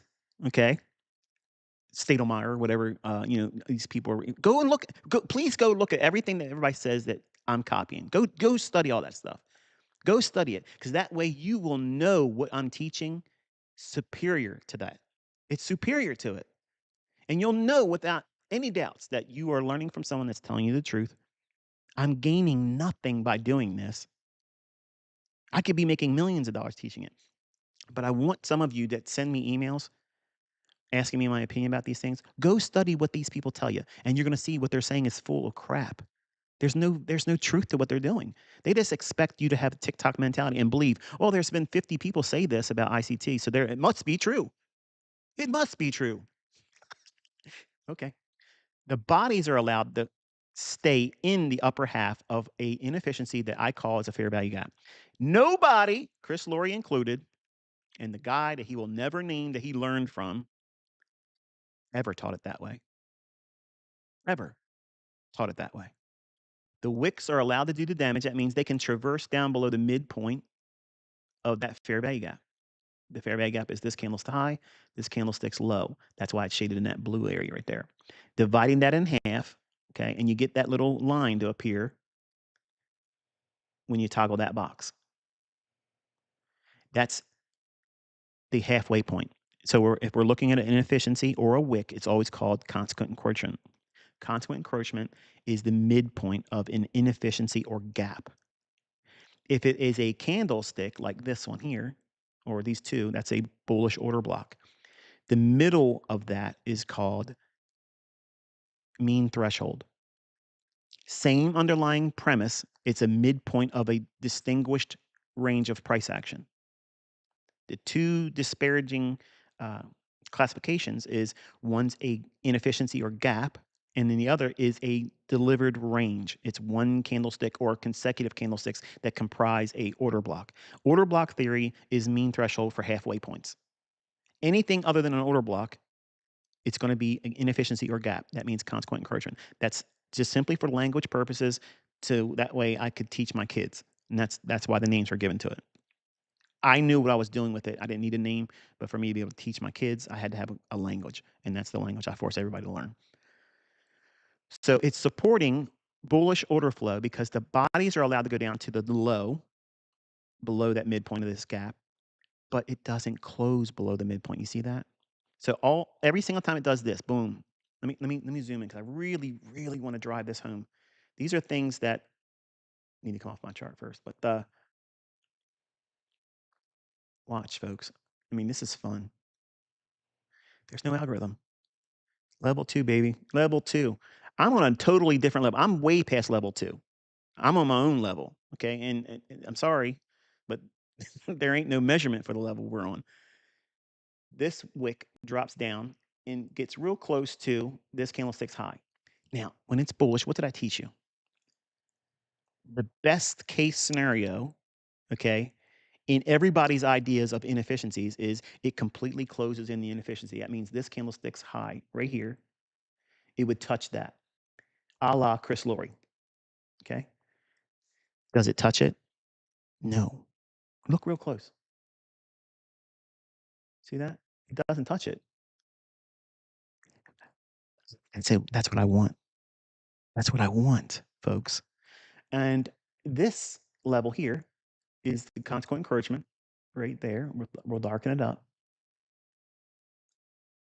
right there. See that? And by the way, I don't want you guys trolling Chris Laurie. I'm not saying this for all of you to act like wild wolves and hyenas and go over there and start messing with him. That's not what this is. But I'm so sick and tired of 2 or 3 people come to my email box every month or so and say, you stole Chris Laurie's concepts. Bull crap. Bull crap. I'm just being the upstanding man and not bringing out the receipts proving it. Ask him. Ask him if he gave me free access to his stuff. Ask me. Ask him if he'll be honest about that, because that's exactly what he did. And tell him to share the emails that he sent to me that I can produce.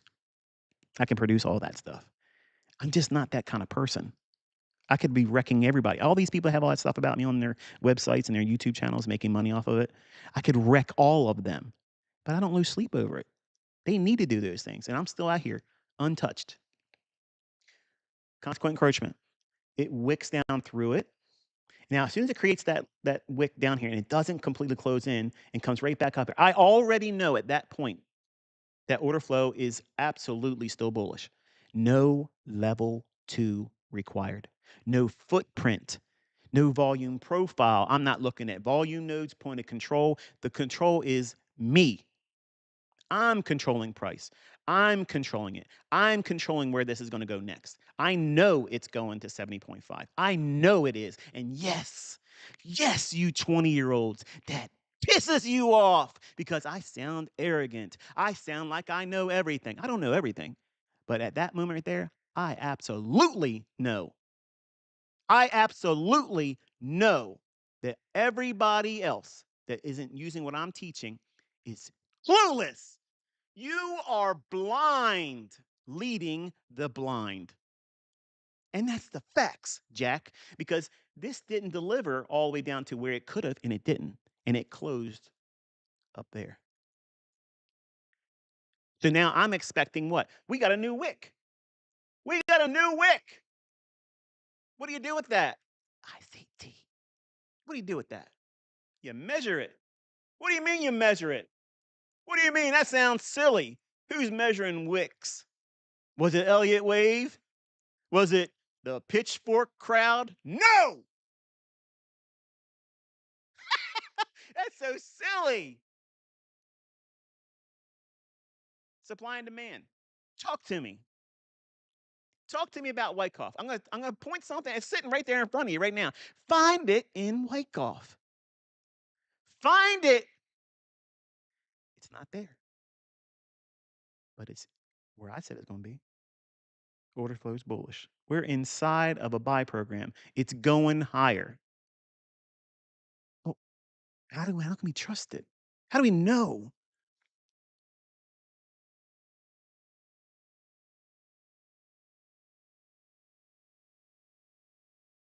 Okay. So if you look right here, very faint. Okay. Um, I'm measuring this wick. Okay. I'm going to take this little fair value gap box off for a second. Okay. So you can see a little bit more prominently. And I've measured this closing price down to that low. Okay. I shout just to make sure you guys are awake. It's like a good preacher would.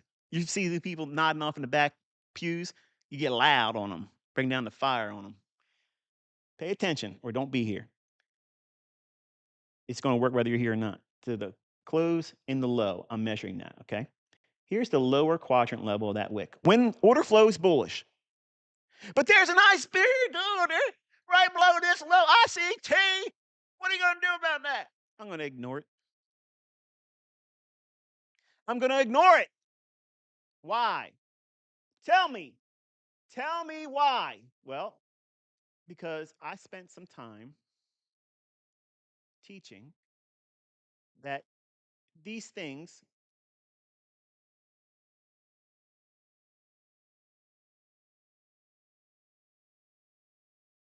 I don't want that.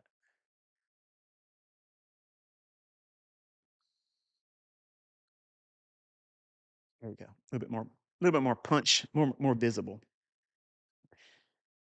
Dollar index has this wick and we're bullish. The next candle opens right there. Now watch. It's at some point after that opening, it's trading down to the upper quadrant. That's permissible. Absolutely permissible. And then it trades down to consequent encroachment. Remember, I marked that line here? It'll appear when I put the rectangle back. That's permissible. We do not want to see the body left underneath that level right here. But can it trade to there? That's a lower quadrant or the mid quadrant of that wick. This is the fair value gap, consequent encroachment. That's reasonable. It's expected to do that, but we don't want to see the body left underneath that. Same approach and application of the actual wick, which is this open down to that low. That's the midpoint of that wick right here. Can it trade down to that and it be permissible? Yes. We do not want to see the bodies left once the candle closes. It cannot do that. If it does that, guess what that means?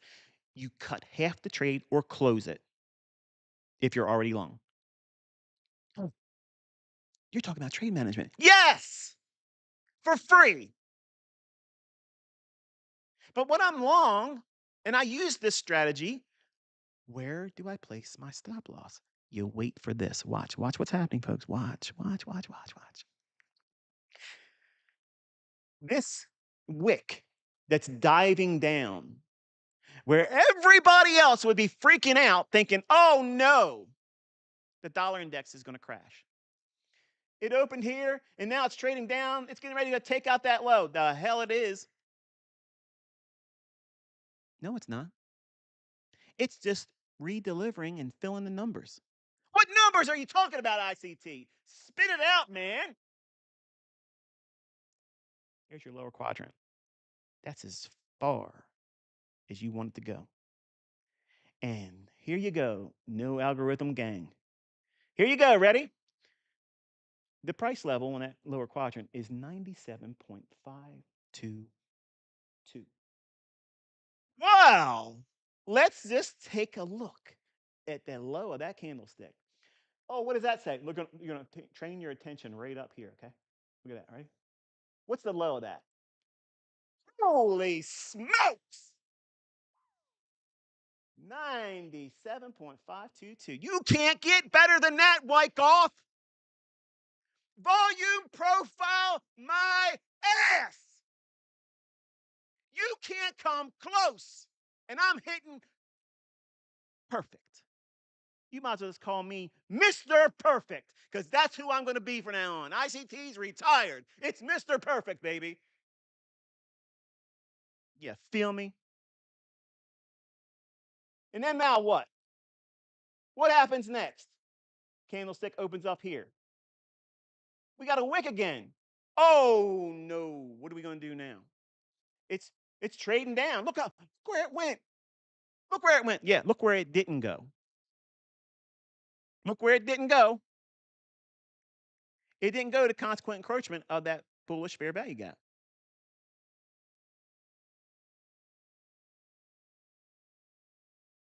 From here to there. Why is this guy shouting? This guy's too loud. It's too early in the morning for all this ruckus. Go back to bed. Go back to sleep. It's going to be all right. If he can get down the consequent encroachment of that bullish fair value gap, that's a good thing. That's a real good thing. New wick, new range. Order flows bullish.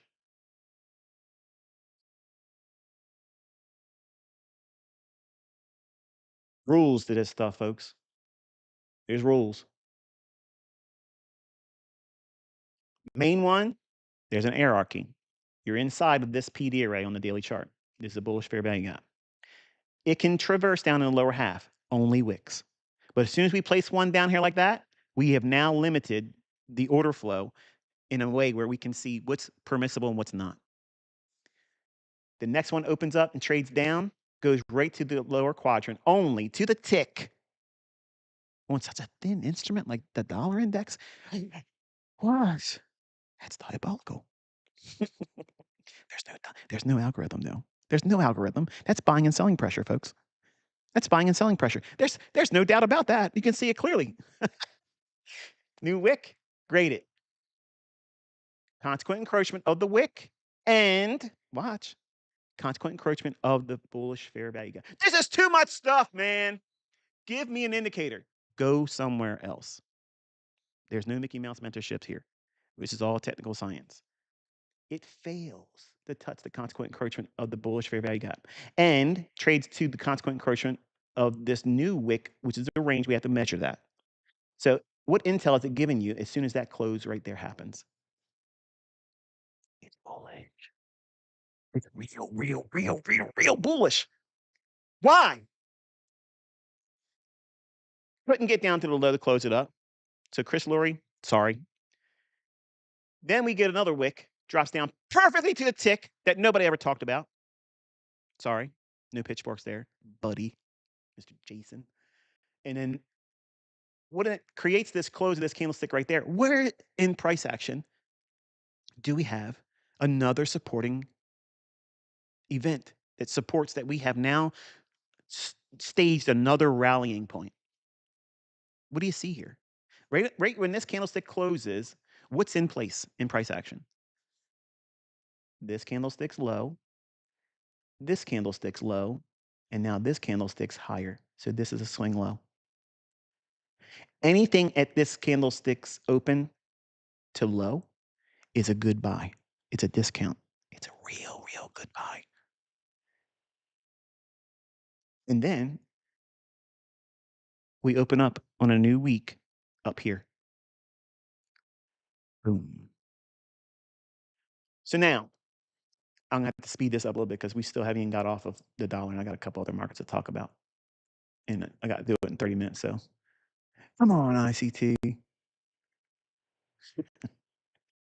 I'm boring you anyway, so I mean I don't know why I'm making you suffer, right? This is all bullish price action inside this little band of trading range. So to recap what it is I'm talking about here, we have smart money reversal, which is always a turtle soup premise. It's a false breakout. Then low risk buy is here. Here you go. Ready? Listen, folks. Listen.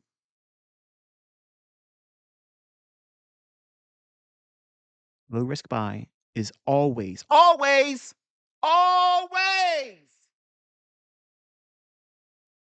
inversion fair value gap if it offers it to you, which is this here. If there is no fair value gap over here, this smart money reversal forms the very first bullish fair value gap that forms. That is your low risk buy. If it's reversed, it's going to be your low risk sell. Always, always, always, always, always, never deviating from that. Find that in Wyckoff. Find it in Elliott. Nobody is going to find that anywhere else.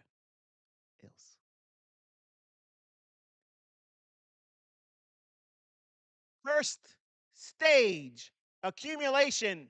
Wyckoff, are you taking notes, brother? The next fair value gap. It has to have an order block. It has to have an order block. Order block, fair value gap. First stage accumulation.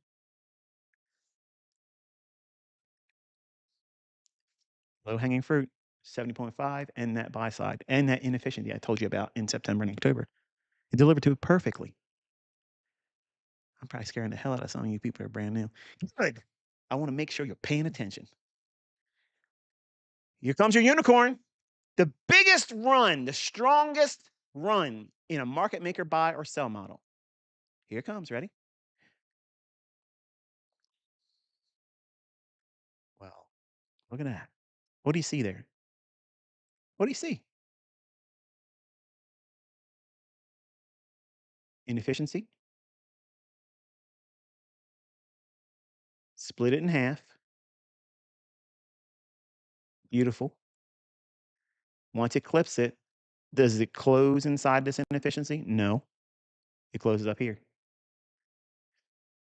You as a trader are going to go short forex pairs like pound dollar, euro dollar, Aussie dollar when it's trading right in here because the dollar is going to go higher and it's going to reach for that buy side liquidity right there and then up here. Second stage reaccumulation, the unicorn. Up she goes. Now, I hope, I hope that you have learned something about my market maker models. I hope you learned. I'm not done. Don't get me wrong. I'm saying that I have given you a lot right here. And for some of you that are brand new, I've created so many questions and so many doubts that your head's swirling.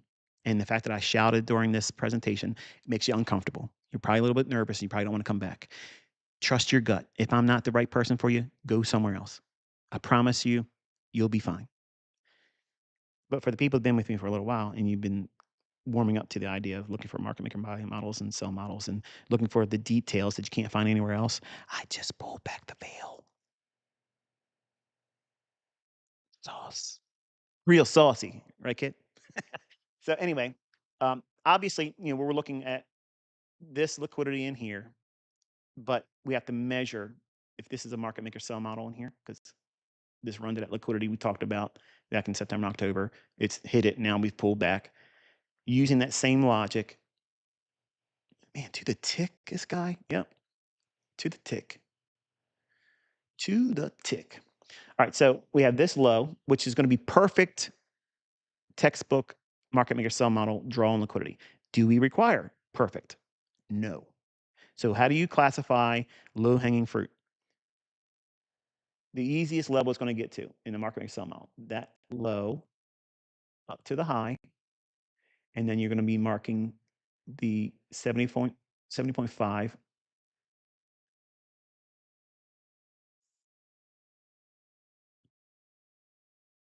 And we'll do it with purple, just because I needed to stand out because there's a bunch of lines on here right now.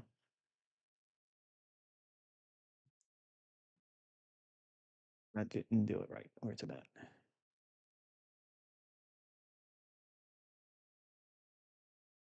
Yeah.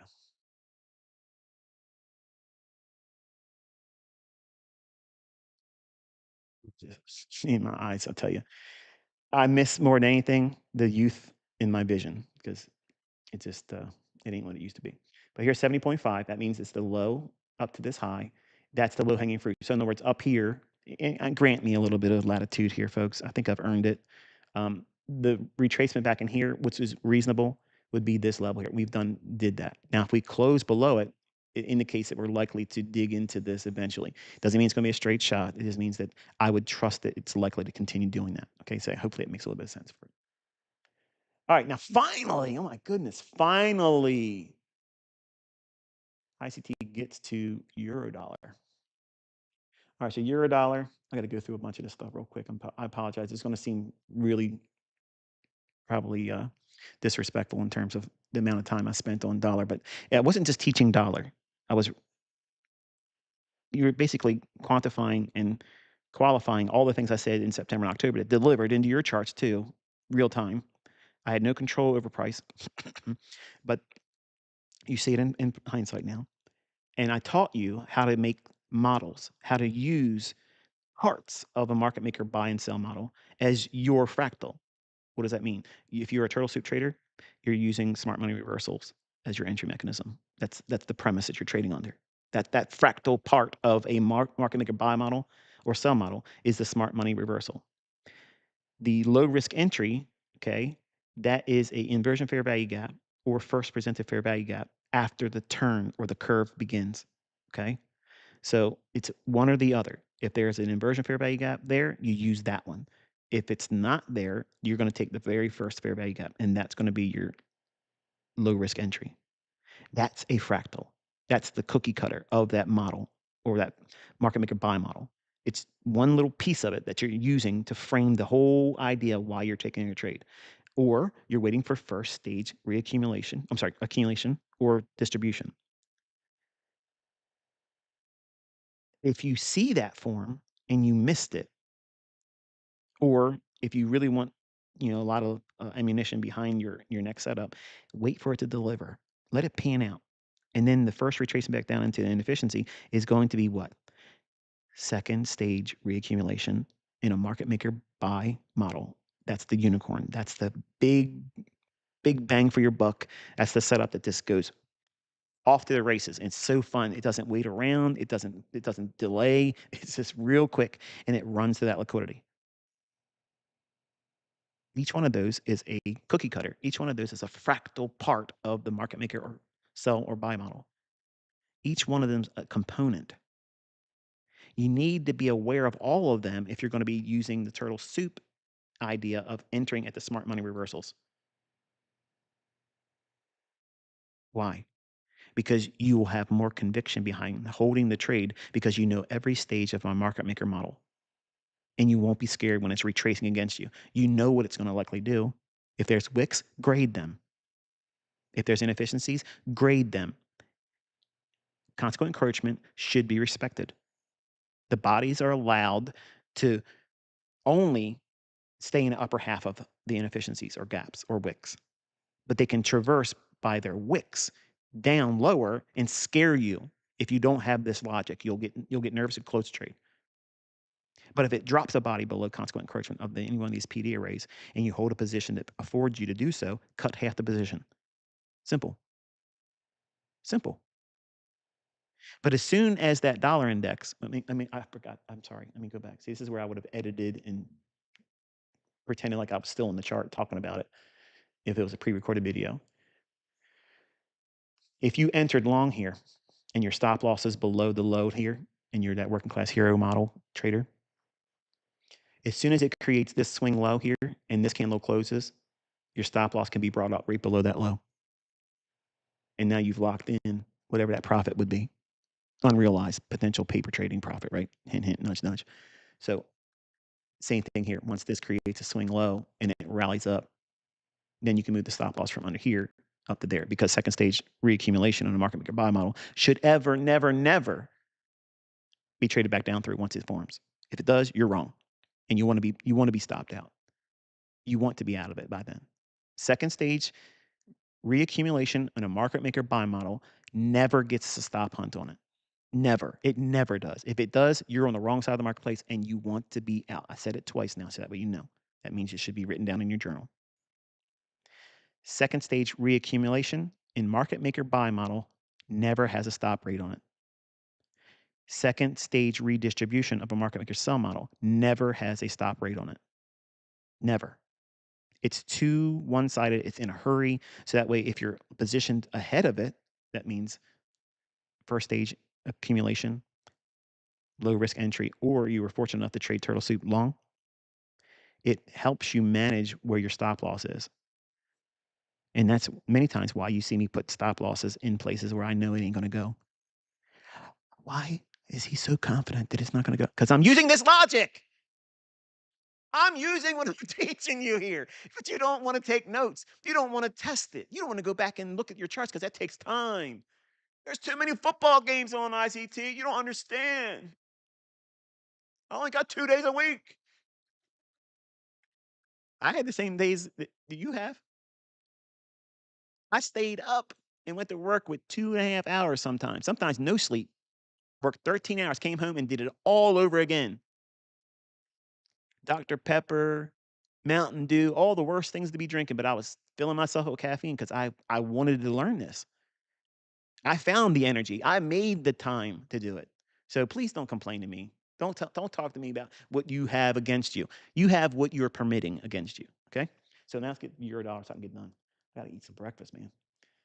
All right. So here's the daily chart on the euro dollar. I hope that was beneficial to you. By the way, I gave you a whole workshop right there. Could have charged you $2,500 right there. So I would have never paid it, ICT. I would have waited for the Telegram crew to put it out for free. I know. So we have this inefficiency here when it took out that low. Watch, folks. Here we go. Ready? Sell side. It drops down. Wow. That is what? That's a smart money reversal. Original buy side here. Okay, wonderful. It drops down and comes right back up. The gap here is a inversion fair value gap. Why? The premise is the market went down to take liquidity. What liquidity? Sell side over here. If this forms, this right here, ways, always will behave as an inversion fair value gap. Mhm. Yep. See, volume profile boys, they got to wait for these volume things to form. They got to wait to see what the point of control is. See the difference there? You got to wait until it tells you what it is. I'm telling you where my shit is going to form before it happens. The logic is always there. It's always there. Always. Never deviating. Never. There's no cherry picking. There's no form fitting required. It's the same stuff. Time based delivery. Over and over and over again. It's the same stuff, repeating over and over and over again. Because you haven't studied, because you haven't put your time into it, you don't trust it. And that pain of, what if I waste my time? If that's how you feel about it, don't watch any of my stuff. It's simple. I'm going to protect you right now and tell you, don't do it. But it's going to take you some time looking at it. It's going to take you some time picking up the information. So we have the drop down in here.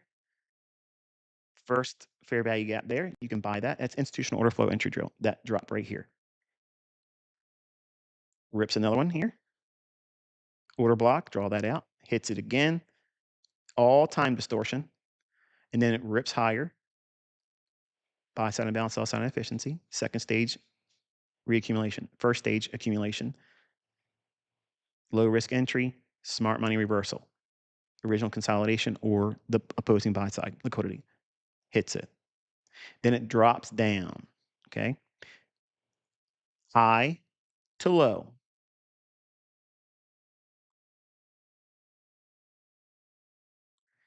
70.5. Reasonable. Did it go down to it? Yes. Did it go lower? Yes. Where did it go to? That inversion fair value gap that was framed on the basis of this market maker buy model. It's not pretty, folks. It's like that cookie cutter that gets pressed in and your kid tugged on your arm as you're pulling it up. And then all of a sudden it's all stretched out and it doesn't look like that perfect 5-point star, or it doesn't look like the Santa Claus outline or the Rudolph, whatever that cookie cutter is supposed to be shaped like. It's a little wonky now, but it's still a cookie cutter. You could take that cookie, even though it's misshaped a little bit, you can put it in the oven. It's going to cook up just like every one of those other cookies. They ain't going to taste any different. Okay. They're still a cookie. Same thing here. Market maker buy model. Now we're in smart money reversal, low risk sell, inversion fair value gap exists. That's the one you use. Breaks down, imbalance, first stage distribution, second stage redistribution, 70.5. What level below these relative equal loads would you use? Inversion fair value gap. Boom. And now we're getting a reaction off of that. You see how all these things blend together? They blend together, not making a whole thesis on one individual candlestick. You have to blend it together. If you want the results I'm showing and what my students that are making millions of dollars, and for the yahoos out there, oh, you got to only have a handful. Dude, you only have no idea how many people all around the world that are now 7 figures, 8 figures, real money profit. Not, I got $1 million in funded demo accounts. That's not funded anything. Well, I'm talking about my students that have made millions of real dollars, 8 figures in the bank, spendable, not demo accounts, not prop demo accounts, unfunded. You ain't nothing. How much money you got? How much money you got in the bank? That's what you're funded with. I got 8 figures. CB, they're all lined up. Lined.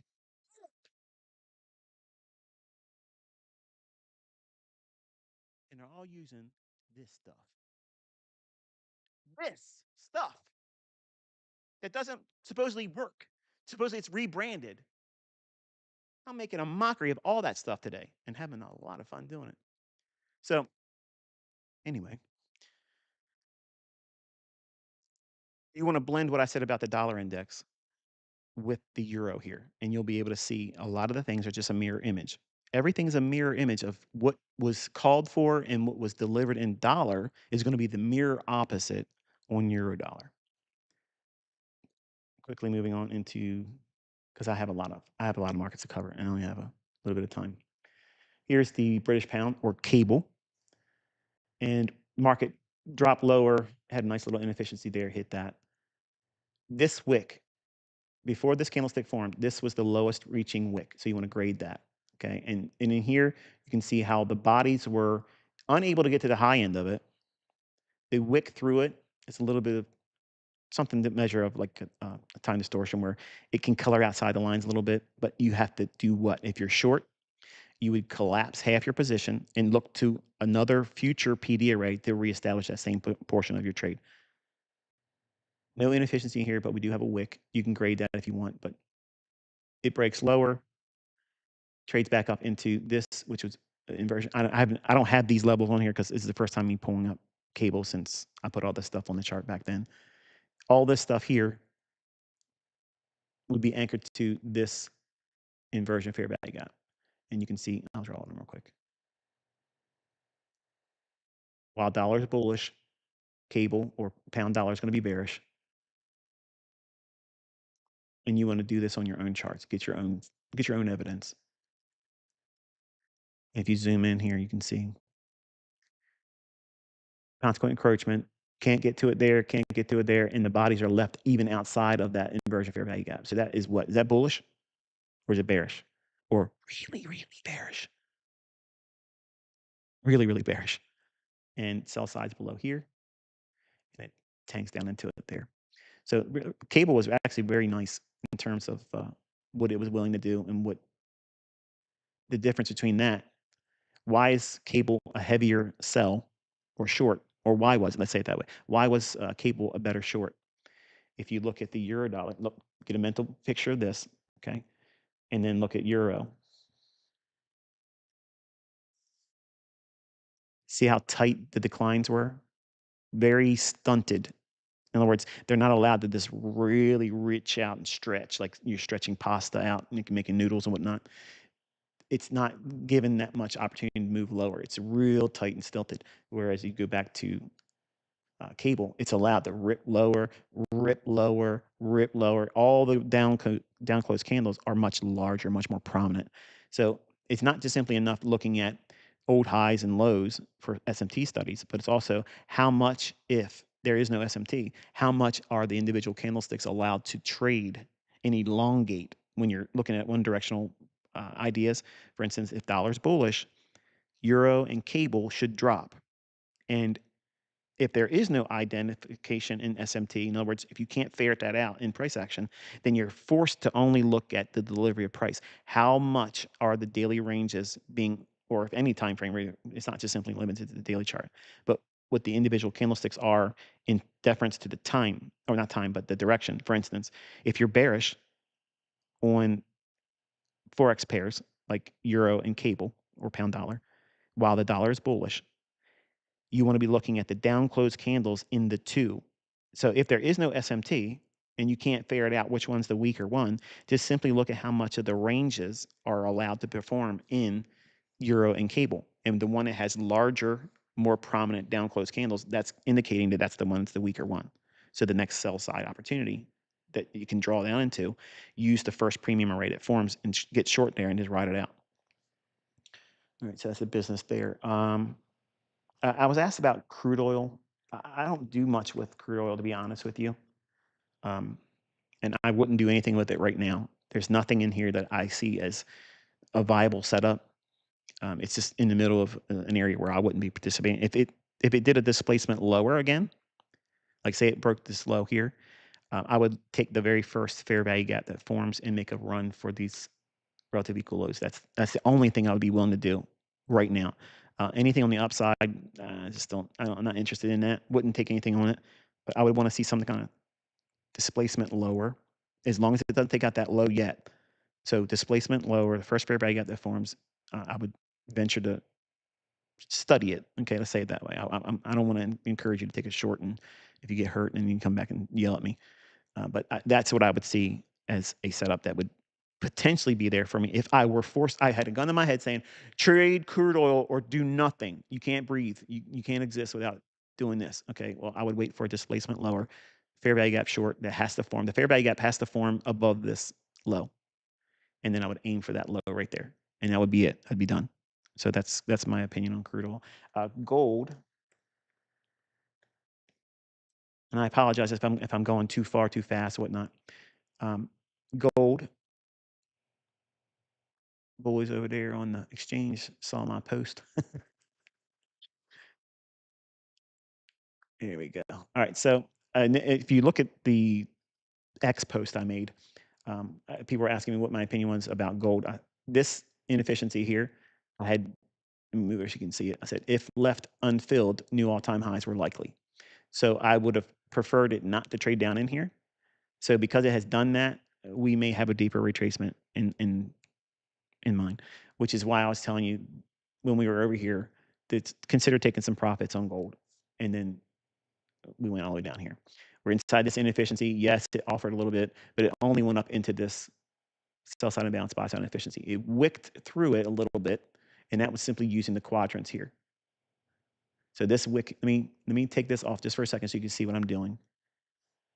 That wick is longer than that one. You see that? Let me take this, move it over here a little bit. Can you see and agree that this wick on this candlestick right here is longer than this one? That's why I'm picking this one.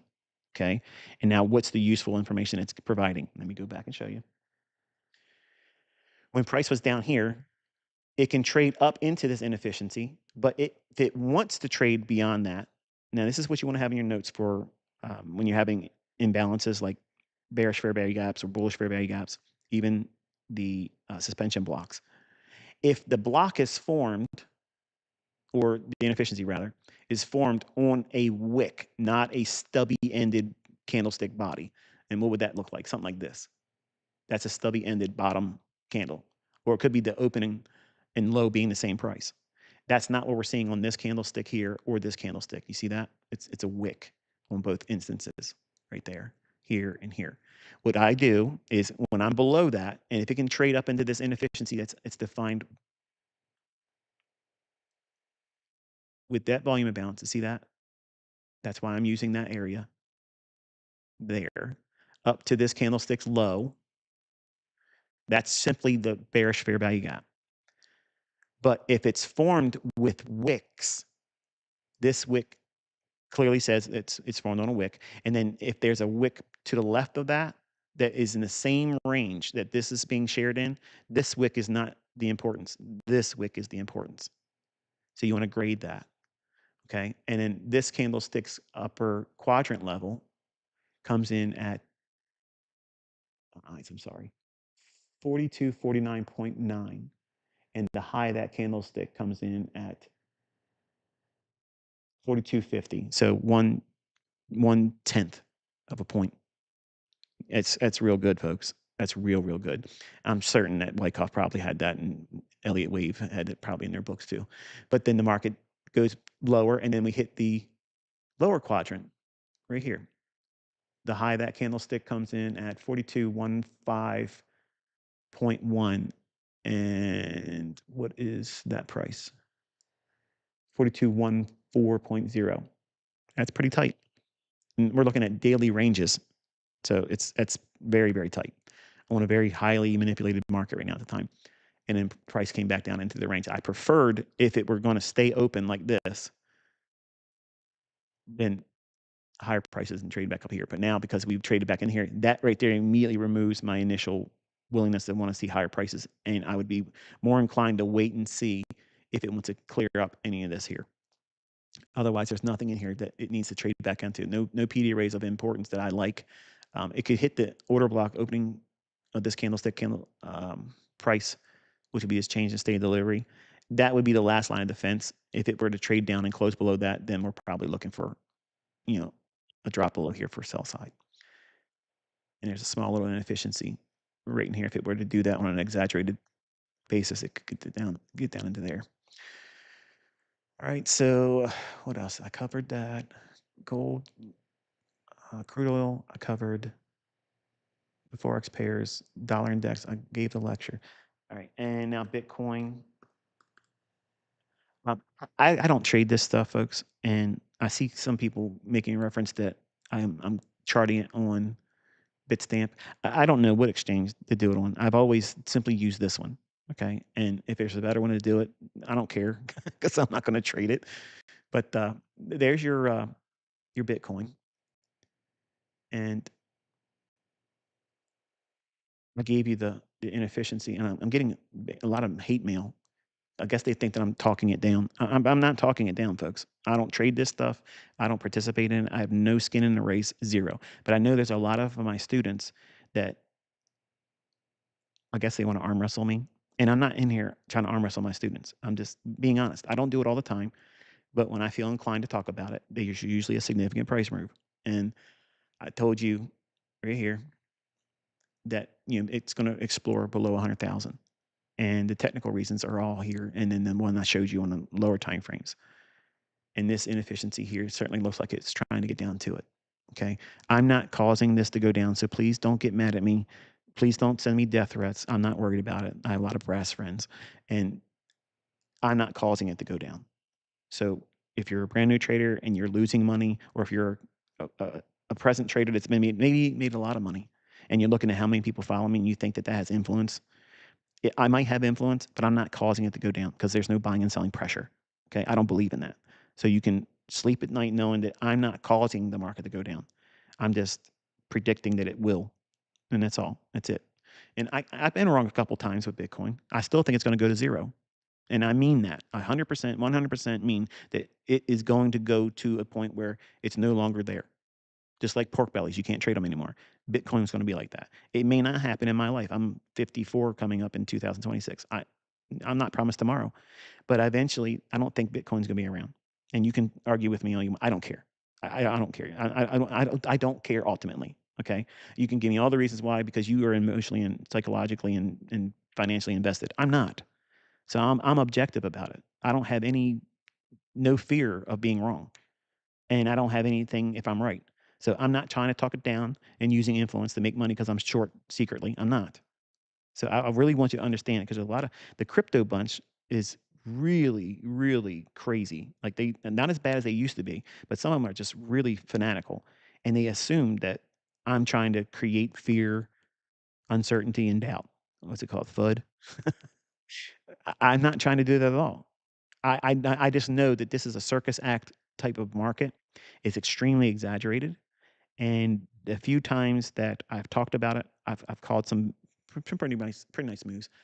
I said that it would probably top out around 127. Worst case scenario, but in mentorship, they can all come forward and tell me I'm a liar if I didn't do it. There's receipts. All they got to do is screenshot it and come forward and say this is what he really said. But I said Bitcoin can go 125, 126 ish. Worst case scenario, 127. There it is, and that's pretty much what it go to.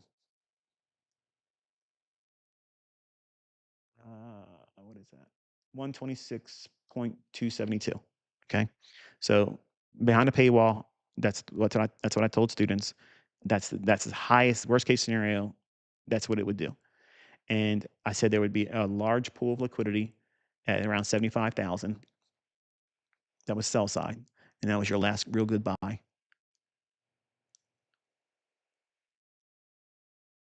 74,434. And then we had that.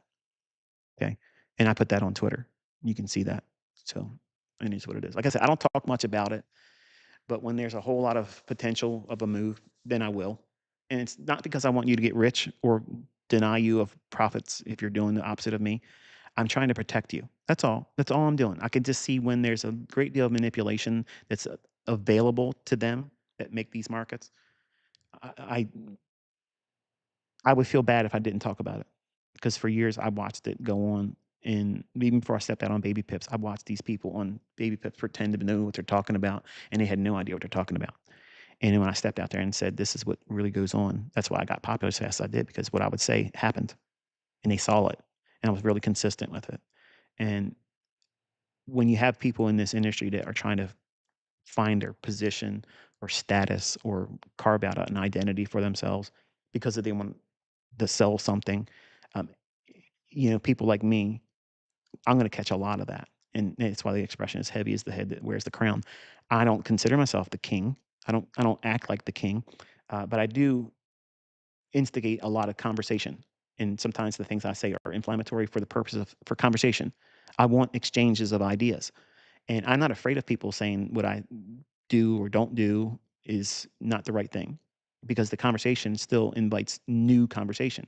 And people come to me like this, where it's free. I'm not making any money off of it. I'm talking to you on Twitter Spaces where I'm not monetized. I invite all of you to take my stuff and put it on your channel, not my lectures, but all the Twitter Spaces. You're welcome to take that stuff and put music behind it. I'm really done well. Like it sounds like Alan Watts stuff, which is crazy. But the idea of backlash I get, I don't lose any sleep over it. You shouldn't. Don't feel like you have to defend me. Okay, find your own evidence in what I teach, and then laugh at them. If they come at me hard, just laugh at them. Just understand that they have emotional reasons for them to do what they're doing, and many times it's emotional and financial because I'm probably hurting their business by me doing what I'm doing. People are flocking to me where they can get it for free, and I have students that have their own little boutique shop of what they do, and I hold respect for them because they don't bite me back. Even though I say what I'm saying here, they could cringe and say, "Man, shut up, ICT. I'm trying to do this." I'm not coming at any of them. I'm not coming at any of them because they don't come at me and say blah blah blah. Blah. But there's been a few of them, Omar. They they're trying so desperately. to try to find a way to stand apart, and they can't come outside the shadow. It's too big, and it's not necessary. Just bloom where you're planted. You don't have to. You don't have to be bigger than what you are. Just be content with who you are. And if you can do that and live well in your own skin, you won't have all the baggage that comes with problematic trading, because all that stuff does is bogs you down. You worry about all these things, these superficial things that have no bearing on what it is that's going to make you money. And if you're in this industry, you should only be here to make money. Everything else is a distraction. Everything else. If you're not learning from someone that's going to invest in you, insight that's gainful, profitable, and proven to work, then you're wasting your time. And all I am asking you to do is just weigh out whether or not what am I doing? Am I wasting your time, or am I giving you something that works? I don't know. You tell me. So let's go to Dow. I don't usually talk about the dirty 30 much, but I do have to get through this because I'm 5 minutes past my deadline. I promise you it's not going to go 4 hours. I promise you. And I know you're probably thinking I'm going to, but I'm not. And my cup of cocoa is cold. All right, so here's the daily chart of the Dow index. Okay, and for the ideas of usefulness, what is the point of me even bringing up the uh, the dollar index? I'm sorry, Dow Industrial Average at all. I treat it like the dollar index. That's why I said it. I miscalled it as a dollar just a second ago, because it's used as like a barometer for me. As an index trader, I'm predominantly interested in the Nasdaq only because it's exaggerated. All of its price moves are exaggerated because it's thinner than the S&P. S&P, big boy. There's a whole lot of um, stocks in that average versus the 100 that makes up the composite index for Nasdaq. So you have 500 blue chip stocks that make up the S&P 500. So when that moves, it's a better barometer of the breadth of the market. It means how much real buying is taking place in the marketplace can be better measured with the, I guess, the participation of the S&P moving up or down in concert with what the idea of bullish or bearish is. Now, with that same idea and thinking, what do you think that would mean for the Dow index? The Dow Industrial Average, rather. It's only comprised of 30 stocks. So, you know, if you only have a composite index of 30 issues in the stock market, one stock could make this average go crazy. One stock can cause it to go way up. And if a few of them out of the 30 go up, it's going to be wildly out of character for the other averages. So that's why I don't trade this one, because it can be a little wild, a little unruly. Okay. The Dow's kind of like that girl that you couldn't get at the end of the bar, but the other one at the other side of the bar that no one's talked to, you've had a little too much to drink, but you don't want to go home. That's the one you're going to ask out, because you're probably going to get it, no problem. That's what she is. She's the dirty 30. She's the white night. She's a one night stand. She's not. You're not going to take her home to meet mom. Okay, ladies in deference. You're not going to. You're not introducing this guy to your parents. Okay, but you're just going to go in there and look for a short term fling. Okay, real quick, scalp, get out and done. That's my perspective. That's the analogy I've always maintained with it. It's just a simple usefulness for intermarket relationships. Like, I want to see it for Dow theory, supporting the idea of whether or not the market breadth is in fact good across all averages. But I have the least affinity or importance placed on the Dow. So if the market, let me make it very clean and clear for you. If the market does something like this, um, say we're in a bullish market condition, and this is the Dow. Okay, and we have a low that's been taken out, and say the S&P comparably does this, and the Nasdaq does that. If this is the Dow in the middle, S&P above it, and the Nasdaq is lower, in the time I'm expecting the market to be bullish, okay, the S&P has more stocks in it than the Dow and the Nasdaq. So by sheer brute force of how many contracts, or not contracts, but companies that are in the average or index that makes the S&P up. If it fails to make that lower low here, while the Dow does make a lower low and the Nasdaq makes a lower low, this is, by theory, Dow theory, is the basis of SMT. All I did was incorporate that idea and some ideas I got from Larry Williams, and I've always said this: I didn't invent SMT. I just named it because it's like a smart money concept or technique or tool. And it's always, I've never settled on what the T stands for. It's always been interchangeably technique or tool, because that part isn't, it's not mine. I never claimed ownership of it. I didn't care about it that much. And sometimes it's useful and sometimes it's not. But when the underlying premise is there for the market to be bullish, and you get a criteria like this, that really many times signals the low, and that would be basically a turtle soup long below that low for Dow, a turtle soup long below that low for Nasdaq, and this is simply just an optimal trade entry for the S&P. The crack in correlation, meaning at the time when they all do not agree, when it's already bullish, when this failed low below that low, in other words, this is a divergence between these respective lows. If the S&P is doing this, then we're really bullish. If the premise is underlyingly bullish too. And what would that look like? Remember when I was showing you with the dollar index on the daily chart, and I showed you how to frame the dealing range it's in? And then once that low was taken out, we entered this range that is the beginning and framework of a buy program, when everything for my market maker buy model is going to form, all facets of it: the low risk entry, reaccumulation, second stage reaccumulation. All of those are going to be inside that range. Inside that little range of price action, when the buy program should manifest all the facets of a buy model or sell model if it's bearish. If you see this criteria in price action, it further presses the envelope of how fast and how hard it's going to go up, because it's really indicating on all checkpoints that it's going to go up. Now, I do not, this is really important, I do not share the same affinity for being wildly bullish if this one is the Dow and this is Nasdaq and this is S&P, or vice versa. If the diverging average is the Dow, I don't care. There's many times where you'll see a divergence in the Dow, and you might look at that and say, "Oh, it's a SMT divergence, and it's going to cause all the averages to change." I have lost a lot of money trying to do that initially, and I've learned by lesson of money leaving my hands that the greater importance is placed on the S&P most, then the Nasdaq.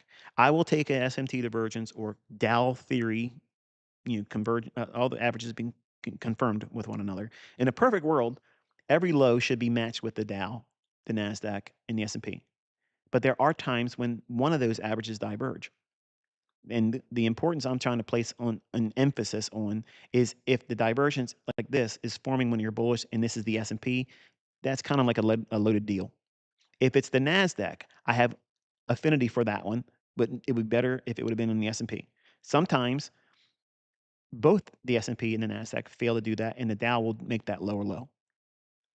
Does that mean the Dow is telling you it's weaker? Some of my students erroneously have thought that, because they're rushing to believe just because there's a divergence or supposed divergence in the averages, they think that that's enough information. It's not. So hopefully I've corrected you and recalibrated your expectations as it relates to SMT or looking at the averages in this capacity. All right, so let's get this off. All right, so come on now. All right, so right away, let's assume for a moment that we're in some kind of a deeper retracement, and we might be, folks. Um, the Dow looks real clean right there. You see that? So whenever I see stuff like that, I like to annotate it. I'm not trying to sell it hard. I'm not a Dow trader. I'm not going to be shorting it. I don't have any race. I don't have any money in the race on this individual average. I'm a NASDAQ trader. Very, very rarely S&P. I mean, I'm talking rare, but it's usually on the basis of someone saying, "You don't ever trade the S&P and your stuff doesn't work in the S&P." So of course, you know what I'm going to do. So the sell side liquidity resting below here, it's validated and qualified as a potential candidate because the low that's anchored here has a higher low to it. So that's how we look at relative equal highs and relative equal lows. The most recent low with relative equal lows needs to be higher than the one you're anchored to. Because they're close proximity and same price. The one slightly higher is a validation that this is likely to be attacked at some time. It doesn't mean it's going to be a straight shot right to it. It just means that this is a likely condition that could draw to over time. So it's an intermediate term perspective or analysis. You see this gap right here? That right there, you want to have that on your chart and treat that as inversion. Why? Because we traded down below it. It is passed down through it here and then up here. And now we're down below it. So we have done the work of delivering the absence of buy side delivery. Now, buy side delivery is simply the market moving higher from one point to a higher point. Sell side delivery is simply just the market moving from a high point to a lower point, and it leaves bodies across both directions. What does that mean? If this gap is framed with this candlestick's open, this candlestick's close, in essence, this is the range.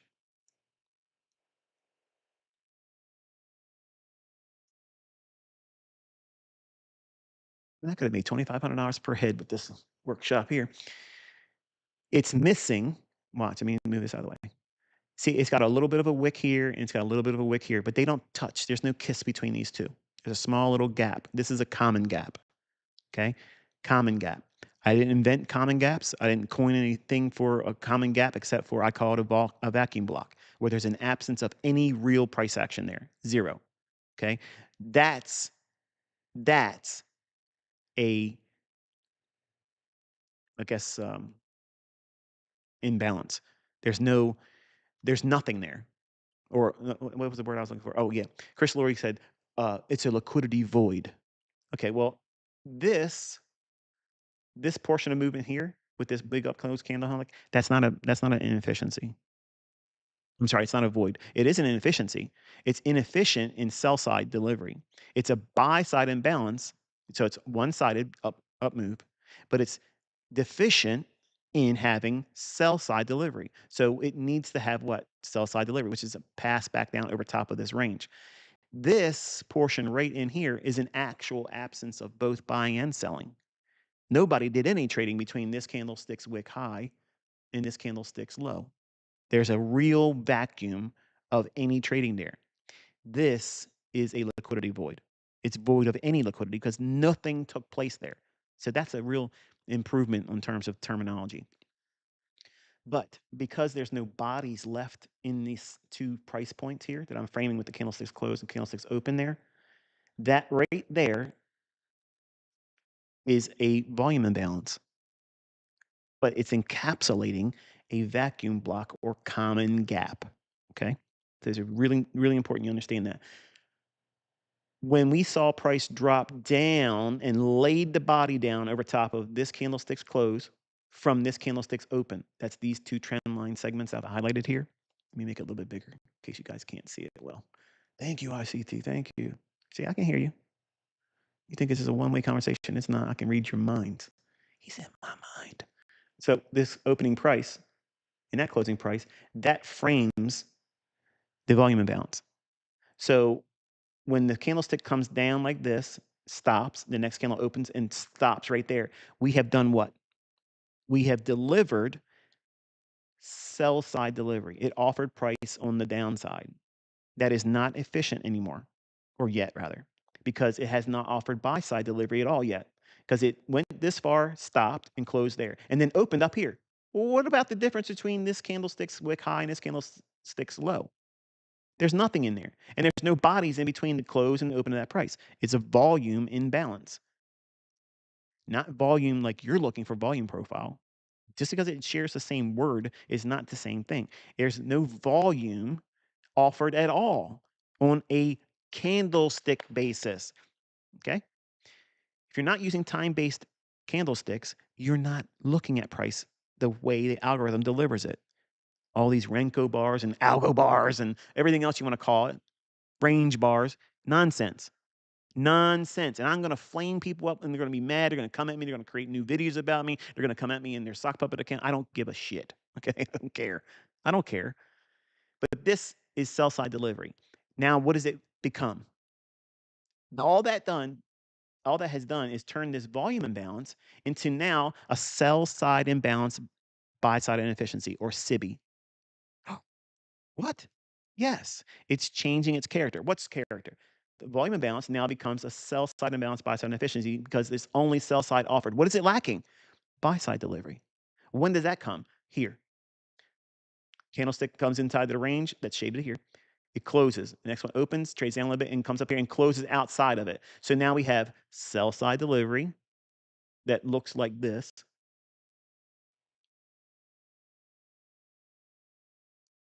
That's sell side delivery. It's the same as a SIBI. Same thing. At this point, that's all it is. So what is it lacking? Buy side delivery. So you know that the market's wanting to do what? It wants to go higher, and it's going to lay down like a paint roller. You ever painted your house or watch a painter do it? I watched them paint my house, and I had to pay $45,000 to watch them paint this house. No ceilings were painted, just the walls. And I'm like, I could have did this. I told my wife, I said I could have done it. No, you couldn't. You think you can do everything. Listen, you're talking to ICT woman. You better watch your mouth. So the sell side imbalance, buy side inefficiency is lacking what? Buy side delivery. So that means it's going to roll that paint roller up the wall here where it takes it down like this. Well, then you're going to take the same paint roller and roll right back up to make sure the paint is done what? Efficiently delivered inside of that volume imbalance right there. And you see it happening right there. So now in this area, what was inefficient on both sides of the equation, buy side and sell side, it became only efficient on buy side because sell side was offered here. So the paint roller was drawn down to put paint from this candlestick's open and that candlestick's closed. Then it rolls right back up. So now this whole area is become efficient, but it's an old inefficiency. So if we trade down below it like this, it needs to be viewed as a potential what? Inversion fair value gap because it can reclaim each one of these positions of inefficiency and the original area over here of inefficiency. Long story short, we cut through candles. We don't look at liquidity voids. We look at how price has been offered and how it was delivered. So if it were to trade up in here, as long as it stays below the midpoint, it could be bearish and send it lower. I forgot what we're even on. Okay, yeah, it's the Dow. So anyway, this low here and this volume imbalance, I like both of them. That might be a little mile marker as well. This area here, you want to shade that and extend it forward because that may act as an inversion level. Once it trades down to it, if it goes down below, it comes back up. You could actually offer an opportunity, much in the same way as an inversion fair value gap. It's a change in the character of its original purpose when it was placed in price action. This wick, because it's the lowest of all these, you want to grade that. I'll just throw it on here just for completeness sake. I'm not going to come back to the Dow at any time in the future. So just make sure you're doing this on your own chart if you're interested in watching it. Um, that is easier done like this. Hmm. Can you tell I missed you? Can you tell I missed talking to you? He's going to stay here for 4 hours. Watch. No, I'm not. I'm actually not going to do that. All right. So here's the high, the upper quadrant, consequent encroachment, the lower quadrant, and the low. So if it's going to go to this level here or trade down into that sell side, what would you like to see as it relates to this wick here? Wouldn't you want to see a body close below the consequent encroachment? Right. You're learning. See, if it doesn't do that or can't do that, then it's going to require more time, or I'm probably wrong, and it's probably not going to go down here anytime soon. Okay, but I would venture to say that's probably likely, and that's not to inspire you to put money into the market to do that. Okay. All right. So now we can get that off here. I don't know why it popped up. The go over to the S&P real quick. So ES December contract Z2025. All right, you see the divergence between the two? Let me show you again. See the Dow higher, and then we have ES lower high. And because it's the S&P, not the Dow, everybody was talking about, man, look how bullish the Dow was. It's shaking off everything. It's so strong, it's going to the moon. And then now what we're doing. I love seeing that on social media. That's what I use social media for. That's why I go to live streams from people that are not my students, obviously. They have these different ideas and schools of thought, and usually when they're very opinionated, I love it. I love it. I love it when they do that because it tells me their character is they're going to smart mouth the marketplace when it looks obvious and it's already happened. And when it becomes real, really sharp, bullish, and they can talk, oh, look, it's going to go to the moon. Look how everybody's losing their rear end because they try to short the Dow, blah, blah, blah. I love that. I love that because that's indicating the purest form of market sentiment there is. You're getting a goober that doesn't do anything, and they're only reaction. They're reactionary. They're responding emotionally to something they probably didn't even profit on, and they want everybody to share in their exuberance about what took place that they made no money on. So you're getting peak delusion, you're getting peak retail perspective for free, and that's why YouTube is wonderful because they're giving it to you, but they think they're smart at that time. They think that they're talking shop talk. Shop talk is, somebody that's in a field, like when you went to work. Okay, when I was a young boy, I tried doing block laying, brickwork. That's hard stuff. And to hear these guys, jawbone each other, really, really ribbing them up, and they did that to me too. And I got thick skin, and I earned it from all the things I was raised around. But there was a couple times where some of the guys that were coming there, they were greenhorns like me, and the only thing we would do was we would grab the block at the low levels and hand it out to the guys on the higher scaffold. You have to build shoulders and muscles and lat muscles to build that up, and if you come in weak, they're gonna razz you all day long. And some of these guys literally started crying and left, and it was kind of sad, really. But I took the lumps and I earned my paycheck. Shop talk from people that aren't doing any work is just silly, and to hear them beat the chest and they talk smart, they talk real smart at the peak of when moves are taking place, you can pick the frauds out easily because they're going to talk when they should be quiet. And when they talk, it's wrong. And that's why YouTube's perfect. That's why it's perfect for live streamers that don't know what they're doing and they're giving you all the evidence to fade them. They're doing it all the time. And all they're trying to do is get attention for ad revenue. They know they're not a good trader, and I know they're not a good trader either because some of the experience I have, I can spot them a mile away. And once you learn what I'm teaching you, you'll be able to spot them too. And it's not meant to troll them. I don't troll them. They don't even know I'm watching them, but I'm using them. I'm using their perspective because it's limited to a neophyte. The worst potential opinion about these markets, that's what I'm looking for. And if I can take that time when technically everything's lined up for the opposite to happen based on what I teach and what I trade with versus what they're talking about and bloviating about, who's gonna win that arm wrestling match? Clearly, right? Come on. So the difference is now the S&P said, "I'm not interested in making that higher high." When the retail crowd was saying, "Look how strong the Dow is." Yeah, look how strong it is. Now, it's joining. My stomach's growling. If you heard that, I apologize, but I'm fasted for now 20 hours. It's 20 almost 20 hours now. So I have to get off here and eat. I'm 27 minutes over time. I'm messing up, aren't I? So the divergence between the Dow making a higher high and the S&P not making that higher high, and just for clarity's sake, you can see it again. Dow made a higher high. Everybody was, wow, look how strong it is. Seasoned traders were not exasperating about how wonderfully strong the Dow is, like that was anything in terms of bullishness. ES said, I'm not interested in going up there with the 500 companies that I'm tracking. And look how it's performed. What is this? What is that? It's a volume imbalance. You want to have that on your chart. If you're an S&P trader, you want to break that down, grade it also. That means you want to measure the quadrants of it.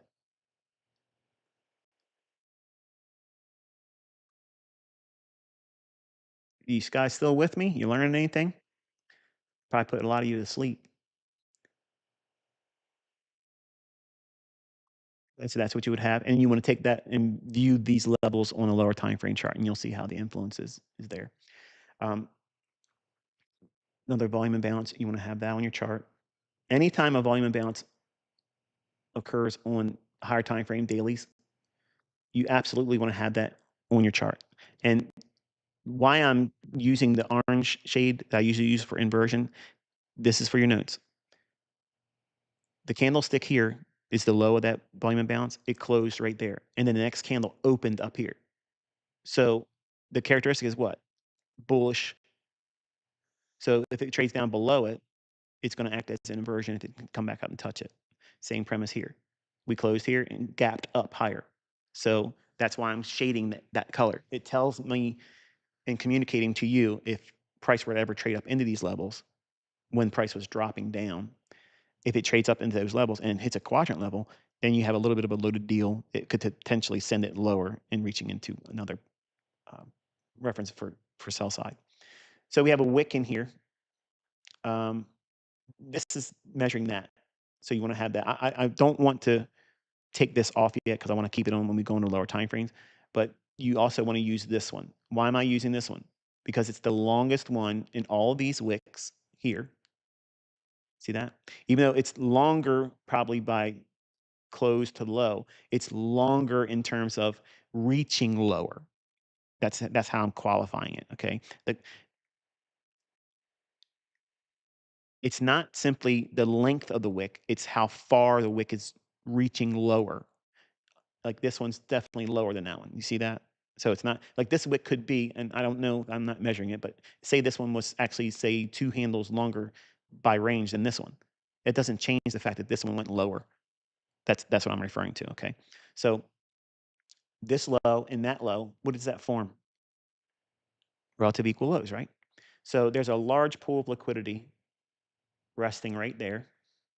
But because this wick exists, you want to have that graded on your chart. And what do you think what do you think the importance of that is?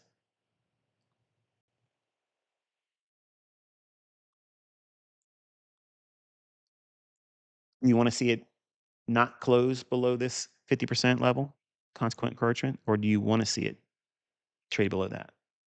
If this is, in fact, a relative equal low that it's drawing to, it might be, in my opinion, that's what I think it's doing. But again, it's not meant for you to take as a trade device.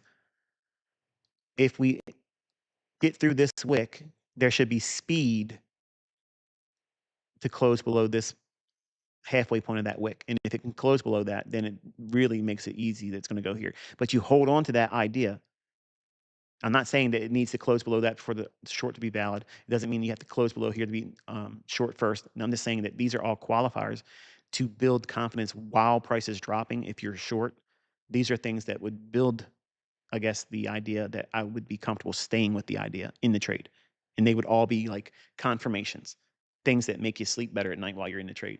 Not that I'm holding overnight when I take trades anymore, because I'm not, because too many things can happen, because I mentioned earlier, gap risk. All right, so with that, all these indentations here, okay, now we can drop down into, we'll drop into a 15-minute time frame. I gotta be careful because I want to talk a whole lot more. Do it, ICT. I'm taking so much notes. All right, so you can see right away, they use that inefficiency I mapped out on a daily chart. Look at the bodies respecting that. That's beautiful.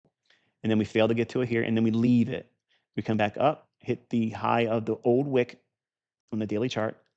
You'll be able to go back and record. Just look at the time frame right now and make a note of, go back on the daily chart and see what this level is here. But you won't need to do that if you do the same thing as in your chart that I'm doing. That's the benefit. You need to have it in your charts. Don't just look at my stuff and say, I'm content. He's done it there. He's done all the work. No. But use the wick high, broke lower, bearish fair value gap that lays right close to the upper quadrant of the wick. That's what these gradings are here. I told you I was going to leave it on there so you can see on the lower time frames.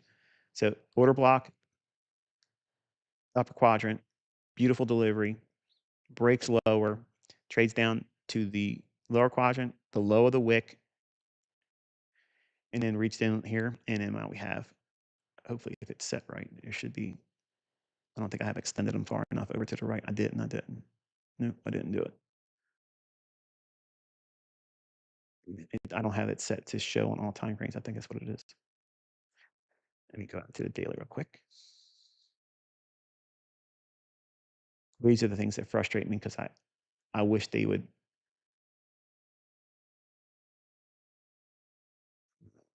Visibility.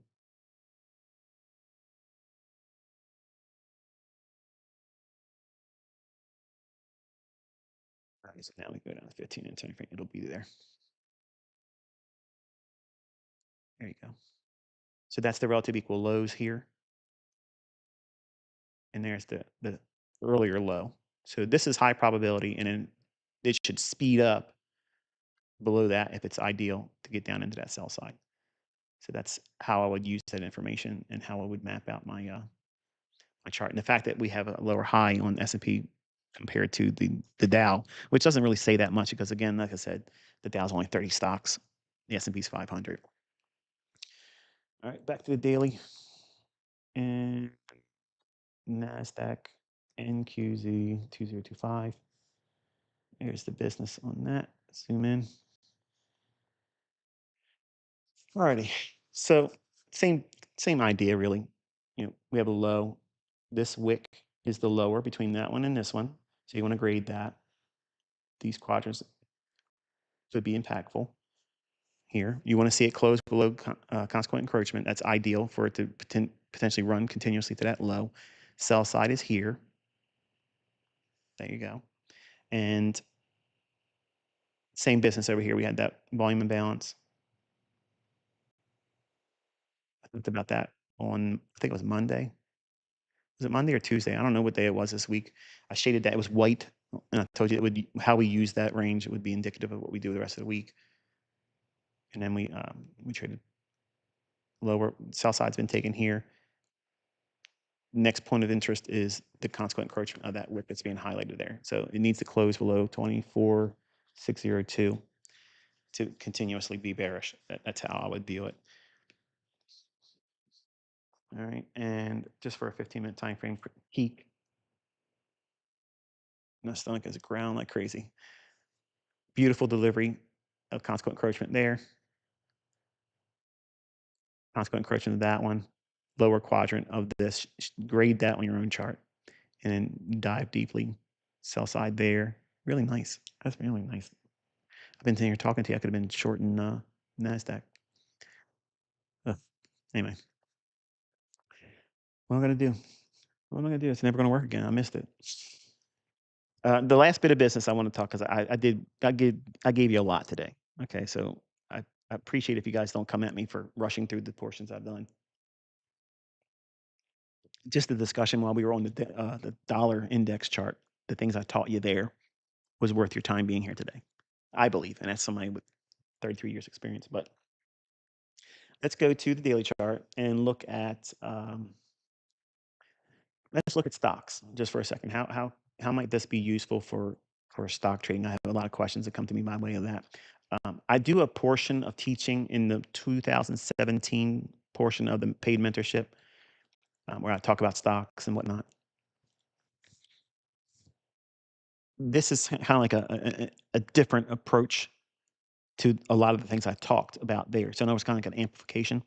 So charter students will appreciate this because they've been able to be trained by me with the stock trading side of it too. But let's pull up. I don't know. I haven't traded stocks in a while. Let me Facebook. What's their symbol now? Some weird name. I don't know. What is it? It's not Facebook. What is tweet to me? I'm here live here. I'm struggling here. What is Facebook's stock symbol now? Quickly, quickly, quickly. Somebody knows it. Come on. Somebody knows it.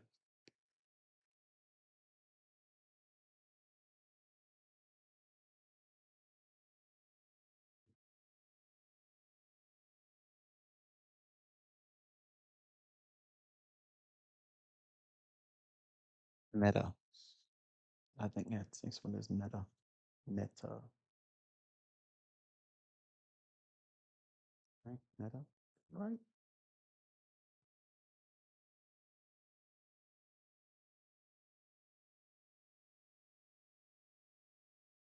Ooh, that is an ugly chart, isn't it? Meta. Meta platforms. All right. You guys confirm that? Yeah, Meta. Thanks, Ryan. All right. So right away, you can see that this is a heart attack for efficient delivery and price action. And this is one of the things I learned when I was trading Globex as a commodity trader. And Globex would be very, very spotty. and spotty is like this, where there's a whole lot of areas where there's gaps, real liquidity voids. Okay. So the way you clean this up, first and foremost, is first look at it. What do you see here? Let me zoom in here. And this is beneficial even if you don't trade stocks, okay? Because there's going to be times when you're looking at price action that it can get spotty. If you're a commodity trader, you'll see a lot of this, okay? And I'm going to show you the easy, simple fix. Very, very simple, and it gives you clarity, okay? But here's the daily chart, and it's extremely, very spotty. Can you imagine being up here? You went long here, and you're holding up here thinking, wonderful, man, this is so good. Thank you, Zuckerberg. What? What? What just happened? That's a haircut. That's a haircut, okay?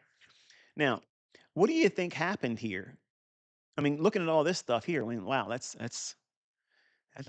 problematic, isn't it? Like, who could have known that was going to happen? I mean, what can we do? What can one do? Well, you're on a daily chart, number one, so you're gonna have to come up. So what would that be?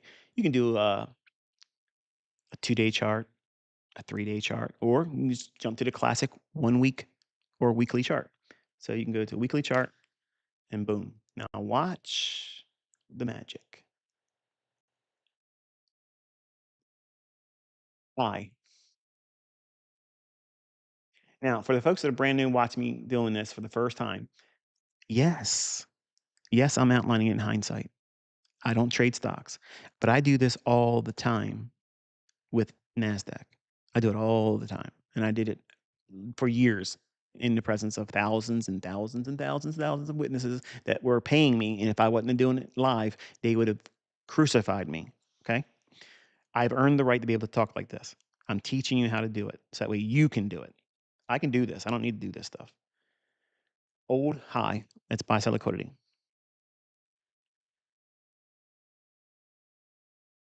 Okay. So it rallies above that. When it makes this run higher, see that right there? Volume imbalance.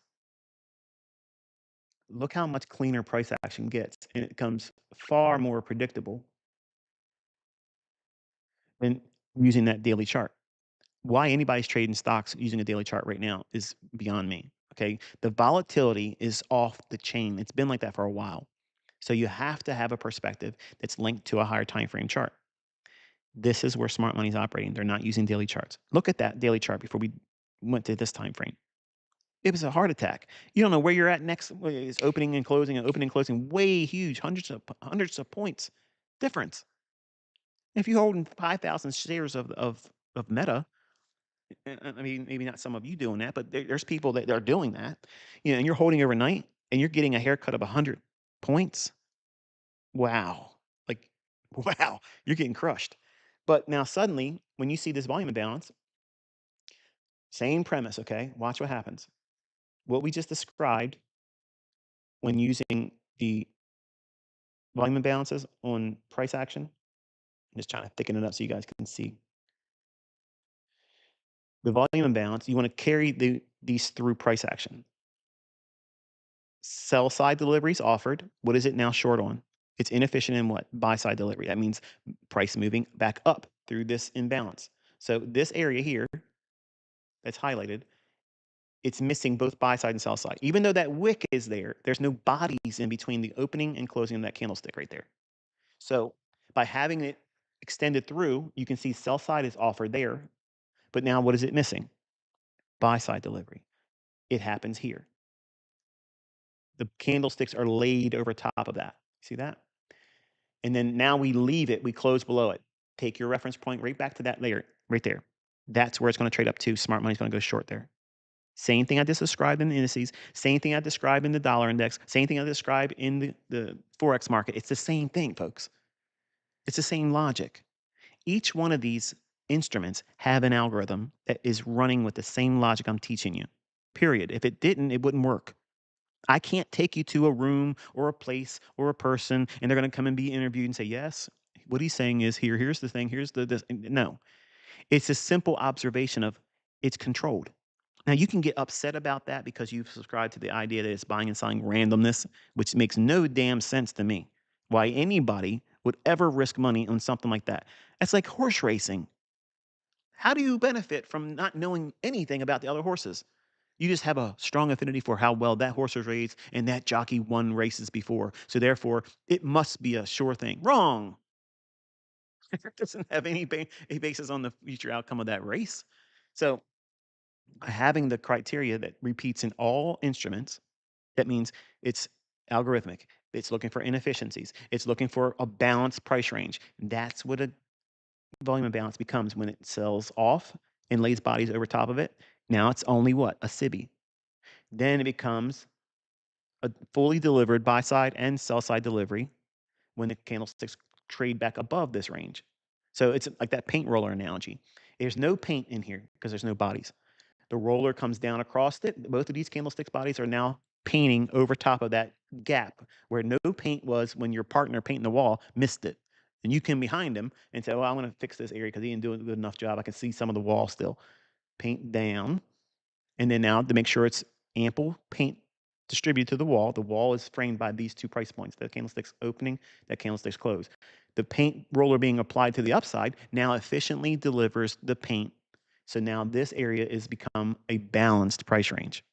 So if price can manage to get through it, it's going to be real hard to get back above it. And what do you see here? It opens, wicks through it, not through it entirely, but up to the high of it, right? No, it can't get to the actual high of it. And then went back down below that opening price. If you can get into it there, that's where you short. Stop above here. That's pretty painful. That's pretty painful. Why did it go down here? What is this? Watch. Volume imbalance. Now, what is it doing? It's providing what? Sell side delivery, not liquidity. Delivery is the action of applying candlesticks into a range that is inefficient.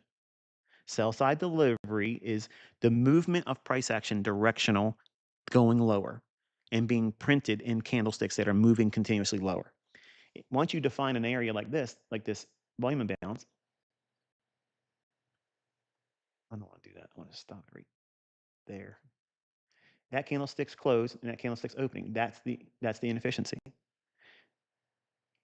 As price is dropping down, it's doing what? It's delivering sell side delivery. Once it goes down to the low here and a body is dropped on that low, then if it trades back up, if it makes its way back below and leaves this low again here, this will act as a balanced price range. In other words, it's going to be very stiff, real resistance. Now, contrast that with supply and demand, or contrast that with classic support and resistance. That's not explained that way. That's not explained like that at all. That's why I'm trying to tell you when you listen to these people on the internet or you read them and they talk out their ass and say that I'm telling you something that's rebranded, that is not anywhere else. That's what I tell you to go out. If you find what I just explained in support and resistance, supply and demand, Elliott wave, Wyckoff, Gann, whatever,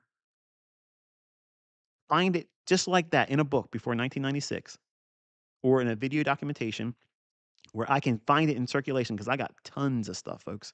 I got stuff that's been out of print for decades. I promise you, there is nothing before this.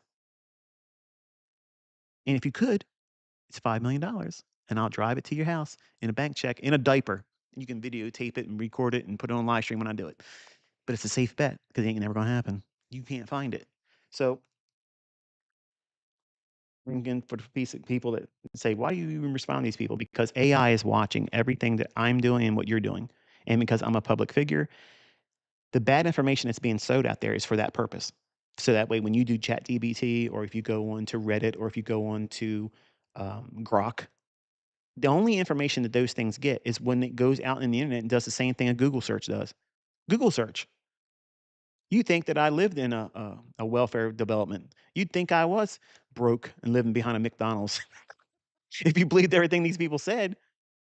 But because they say it, because they put up stuff that ain't real, they twist facts. Having rental properties is not me living in houses like that. Okay. Big, big difference. Okay. Big difference. Long story short, this potentially could go lower, and I would like to see this be used as that same catalyst here. It obviously it would be better if it just kept on going lower. But if it goes below this area here and come back up, it needs to stay in the lower half. It can wick through it, the halfway point. Let me darken that up a little bit. And there you go. So if it trades below this rectangle area, okay. Big shout out to the guy on YouTube trying to sell his mentorship, but it's really my stuff. We trade boxes. No, it's a fair value gap. That's what it is. Okay. But when you trade below it, come back up, it needs to only keep the bodies in this portion, the lower half. It can wick up in here, but the bodies need to stay in here. And as long as it does that, and that's again assuming that we close below this area. Any new candles that form, if it trades back up in here, I'm not going to freak out. I would expect it to do that, and then reach lower. And there's sell side here, here, and here. So, worst case scenario, this thing could trade down into the 400s. But that's assuming a whole lot. I don't have any skin in the race. I'm not short. I don't have put options. I don't trade stocks. I'm not touching them. I'm just giving you an application of how what I do in Forex, what I do in index futures and commodities, currency trading, bond trading, everything is actionable on every instrument, every instrument. And I gave you examples with Bitcoin simply because I'm pressured by my long-term students, and I don't want to be disrespectful to them because they've been very patient in asking long-winded rants about everything else, and them saying you don't ever answer our questions when it comes to this. So I did it. Okay, so please leave me alone for a little while. Give me some time. Okay, but I don't want to subscribe so far with the things that I teach as it relates to crypto. I've never traded it. I've never made any money with the crypto market. So I can't stand behind my word with that, but I have made money with everything else. So I want you to know that there's a difference between when I say something, I can stand on it because I've made money doing it. If I don't make money with something and I've never traded it, why would you care about my opinion? Can we agree about that for a second? Just be honest, okay? If I've never made money trading an instrument, why would you care about my opinion about it? I haven't validated my opinion. Because if my opinion held weight about that instrument with my own faith and money being risked on it, then I would have what? I would bring forth receipts. I would be trading it. I would be giving you examples. And here you go. I've done this and done that. But because I've never done it, that's why I stay away from it, folks. That's why. Can you appreciate that honesty? Can you at least give me that? That's all I want you to understand. I've never traded in it, and I don't ever want to trade in it. Okay. So that's why I don't touch it. I believe it's going to be used as a something that's painful for people. And I don't want to go into a Bible study here, but that's exactly why I don't want to touch it. Okay. Could I have made a lot of money trading it? Yes. In 2013, I could have bought it in the hundreds. I could have done all that stuff. I could have bought it when it was down at 3,000. I could have done it at 6,000. I could have done it when it was 20,000. I told you when it was going to go to 20,000 for real. I told you when it wasn't going to go to 20,000 and it tanked down to 3,000. Go back in time. You see all these people saying, you said it went to 3,000, you were going to delete your channel. Because I want all of you crypto people that are fanatics to leave me alone about it. I'm not going to spend time looking at crypto markets because I don't have any vested interest in it. And I don't want to inflate the interest in other people because I don't have faith in it. Do you understand?